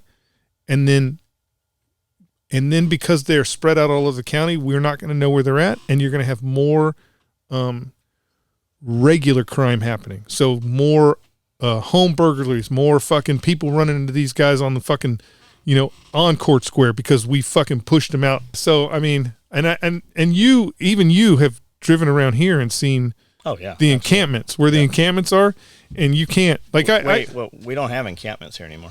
No, they're gone. Where is there an encampment? Where, is that place back there where they were fucking living in, where they were living in camper shells and shit? Is that gone? Oh yeah. That was actually down by the river house, right? By the lake house. The nice, beautiful house. It's still. I'm sure it's still there. Yeah. You're right. Yeah, there was dudes living in cardboard boxes that were duct taped together. I mean, there's 2-story cardboard. I feel like. I thought you were talking about at the interstate. I feel like in Tennessee you have two type of really homeless people. Homeless people like everybody thinks, living under an underpass with a sleeping bag and a fucking tent, and then people who are not homeless but are living like they're homeless. Right. Yeah, you do. You have also I think Washington just came out. Somewhere in Washington said $1,000 for every homeless person. They're just going to start giving them fucking checks. And then Cali came out and said they're going to give every black person who can prove relationship to somebody who was a slave $5 million. Yeah, whatever. Where are they? Where's that money? Where's that money coming from? They're not going to pay. What's going to happen is there's going to be a select few individuals. They're going to say it right up till the time of vote. There's going to be a select few individuals that are going to get paid because it's just a way of. This was San Francisco. It's just a way of doing graft. Portland's closing their fucking the Walmarts in Portland are closing. Oh, there's a ton of Walmarts closing. They're closing where they're allowing all this smash and grab shit. It ain't Walmarts where there's fucking soccer moms. No, of course not. But I mean, it was funny because it was funny. Atlanta's closing a bunch of them. I saw it was an interview. Buckhead, that's where we would typically stay, where the mall with all the Ferraris and shit is in the inside and stuff. So that's Buckhead. Buckhead is wanting to secede from Atlanta and set up their own city. I guess they want to become their own city or whatever, and police it themselves because there's such fucking crime because the reality is that's where the money's at, right? And you can do whatever you want out here, but when you come into their area, so like they're trying to secede from Atlanta proper or whatever it is. Just amazing. Yeah. Amazing. But though I saw an interview for the Walmart's closing in Portland, and there's hundreds of Walmart's closing. The lady was like, the Walmart person was like, yes, the Walmart is not making these locations are not making the revenue necessary to keep them open, right? And that was the party line. They kept saying, these Walmarts are not making the necessary revenue to keep them open. And then they started interviewing customers. And the customers like, maybe if somebody did something about the fucking shoplifting and all the stuff that's getting stolen out of this Walmart wouldn't leave. Yeah. Everybody, to a T, everybody was like, crime rampant in the Walmart store. Why aren't you doing anything about it? If you look at the Walmarts leaving, they all correlate with shitty politicians that are allowing crime. That's what it always is. They're not pulling out of Republican run towns. That's not what they're doing. What are you saying, John? That Democrats are soft on crime? That's impossible. It's impossible. Think about how many black fathers that Joe Biden put in jail after the crime bill. Yeah, 3 strikes. Think about how many minorities did Joe Biden put in jail. None of those people are getting released. Yeah. How many? Hey, by the way, even when they change, like all the dudes on weed right now, right? Mm-hmm. All the dudes on fucking lifetime charges for marijuana. They've legalized marijuana in most of the places where they're not letting those dudes out. Because the prison system is a slave labor system. Well, I do believe that Joe Biden said that all those people that are on federal charges for marijuana use should be let out. Biden said that? Yeah. And the Department of Justice was tasked with letting them all out. Do you know how many they let out? None. You know why? Because nobody is in federal custody for marijuana charges. Those are all state charges. No. Yes, they are. No, I was in Lompoc with guys for weed charges. Those are state. Those are all state. They're not. But they're in the federal system? They're not federal. They're not federally regulated. Those are state systems. So why are they in federal prison? Probably because they were adjudicated in a time manner that was not suitable for state. So they had to be shipped. But marijuana is not. Nobody is in jail. Nobody is in jail on a federal level for smoking marijuana. No, not smoking it. Or just even low level. It's all state. That's why they had small plane loads of it. That's why when Joe Biden gave his speech about releasing people who are on charges for marijuana, he implored the governors to do the same thing that the federal government's doing. But the federal government's not releasing anybody. So it's just bullshit. It's just more smoke and mirrors to make people think that Joe Biden gives a shit, or that the reality is Joe Biden's a puppet. He has no idea what he's saying. It's just more smoke and mirrors to make people think that the Democrats give a shit about anybody. So they were telling prisoners in prison that they could not get out on their release dates if they were not vaccinated. Mm-hmm. They vaccinated everybody that was coming. And they in California, they early released people who would get their vaccinations. Yes, they did. Yeah. Yep. A lot of them. All right, you got anything else? I don't know. Do we need anything else? How good was that? There's a lot of editing you're going to have to do because we gave sources and information that could be used against us in a court of law. What do you not want in there? Well, I don't think any of the names should be in there. And we said you said don't name the city. Yeah, don't just that. Just those things. I mean, now the problem is now everybody's gonna be like, okay, motherfuckers, let me see. That's fine. Let me see. Let me see what's going on here. Let me see. I don't have anything. I don't have anything cool. What are you working on right now at home? Moving dirt. What is that? What do you mean moving dirt? Moving. I got some dirt piles. I got to get moved around. Where did the dirt come from? Holes that I dig. Why'd you dig holes? Because I have a Unimog. And when you have a Unimog, you have to dig holes. It's just the way it works. Are you putting anything in the holes? Water. It collects. So you did it on purpose? Well, each paddock at the house has a water hole, and that's all I'm doing is water hole. And then I'm tearing. I had a berm. I had it on the 100-yard line. I had a berm, and I'm tearing the berm out and putting in tires. Okay. So I'm kind of fill the tires. Yeah, filling the tires with dirt. That's work. That's what Jack Spirko said. So that's how they do like the earth houses, right? That's called rammed earth. Yeah, rammed earth. He's like, I've met a lot of people that have started these. You never meet a person that's finished one of them. 4 tires. So if I'm digging the dirt, so what I'm doing now is because you got to put it up in the fucking in the donut. I'm digging the dirt. Ooh, donuts sound good. You got donuts with you? I'm digging the dirt. I'm not filtering it. What do you call it when you shake the rocks out? I'm screening rocks out. Why? Because I don't want all the fucking rocks in there. Why? Because I just don't want them in there. In your tires? In my tires. So I'm screening the dirt out. It goes in way better if there's no fucking rocks in there. So I'm screening the dirt out. All that, the screen is actually on the Kubota. So I screen the dirt. I pick it up with the Unimog, dump it in the Kubota. It gets screened off the Kubota. Then I drive the Kubota over to where the tires are. What are you using for a screen? Some weird ass chicken fence I found. Little tiny square chicken fence. I just built a frame that fits in there and shit. And so I screened that dirt. Was the chicken wire you found at your neighbor's chicken coop? No. It was the rehab place in Dixon. They had it. And so the rehab place where we shot the video? Or are you talking about the recycle place? Yeah, the recycle place, whatever. Habitat for Humanity. Do they got my food dogs? No. The food dogs are still, they moved their building. The food dogs are still out front. I think there's one out front. Nobody wants one food dog. What the fuck are you going to do with one? I don't know. Maybe it got broke. Do you see those marble ones?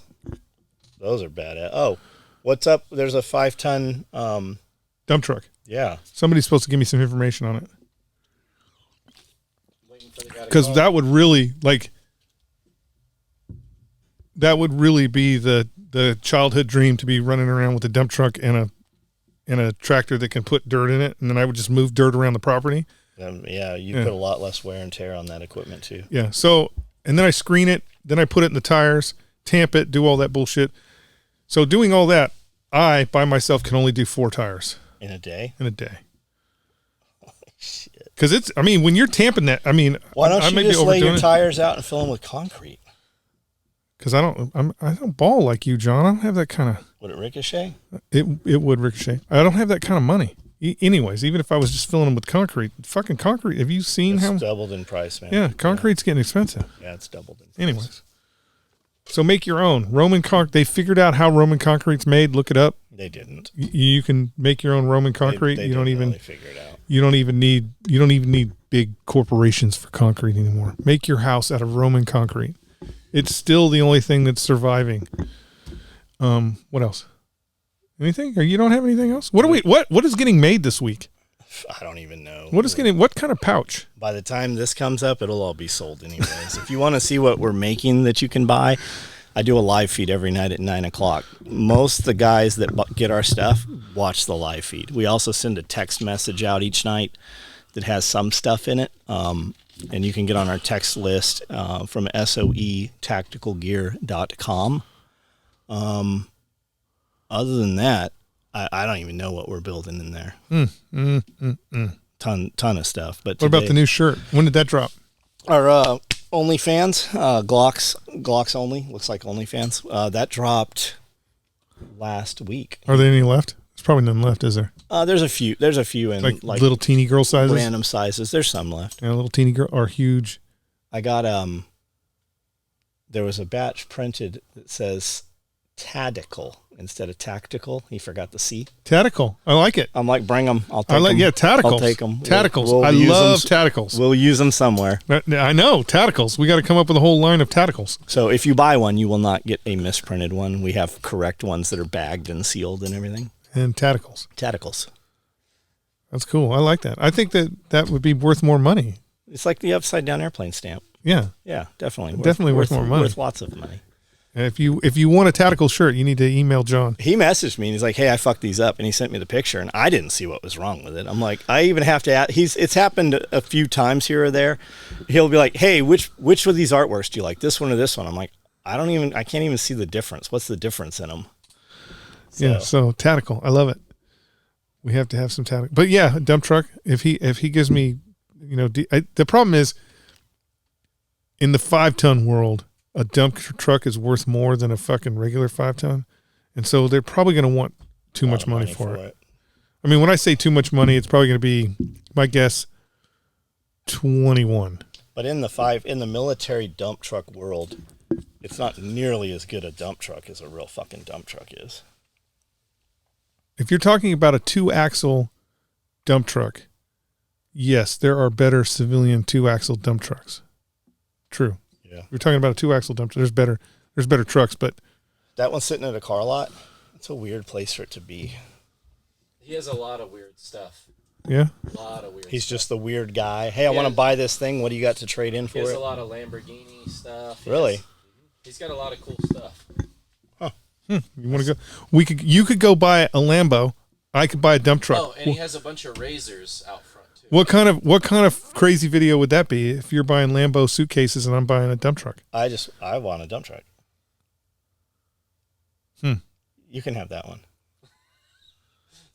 I mean, if I get that dump truck, that vehicle I would drive here any day of the week. My guys are like, you just should get a dump trailer. I'm like, I'm the one that has to back it up and fucking drive it. Like with a dump truck, it's fucking easy. I thought dump trailer like, too, but a truck would be so much better. I feel like if I had a dump trailer, I would still just drive shit around with the skid steer because I don't want to fucking have to drive a trailer around. Yeah. If you're just using it here, you need a mini dump truck. Yeah. Yeah. Just like a mini. Just like a single axle. Yeah. Yeah. That would work great here. Just for moving, 5-6 scoops of. Have Cody modify the Razor with a dump bed on it. And then, so they have a dump bed that goes on those on the Polaris, North Stars and stuff. That's the first one when we were looking at what one we're going to get. That's the first one I looked at was the one that was the big dump trailer or the big dump bed. I'm glad I didn't get it. It's neat for dumping a dead deer out. It's not neat for that 7-foot, 6-foot bucket on that skid steer. If I load it up with wet mulch, it's going to pull the front wheels off the ground. It's going to wheelie the thing. Yeah, not ideal. Not ideal. Not ideal. All right, guys. So episode that was episode 17. Leave some comments if you want to know what the thing on the trailer was. That's probably half of a podcast episode. Yeah, that's a big itself. podcast. That's a crazy I don't even know if I mean, whatever. It's been 20 years. Even if there was any issue, statute of limitations is way up. I don't know. Here's my thing. It's one of those crazy things that it's like somebody might be looking for. What would it? No. No one. There is no one. Again, mind you, YouTube, no crimes were committed in the access of this particular piece of equipment. None whatsoever. But it's just so strange. It's just so strange that you would be like, I wonder why nobody cared. I mean, it was parked in a suburban neighborhood in downtown Las Vegas, right on the curb for a long time, and in an orange grove. So, anyways, interesting. All right. There it is. And I look back on how I got And I look back on how I got here. I'm not even sure what lines are in this. Fucking USA. He's listening to the music. We are SOB, tactical gear. And I look back on Oh, that's the how I same got one. here. Made in the- Watching what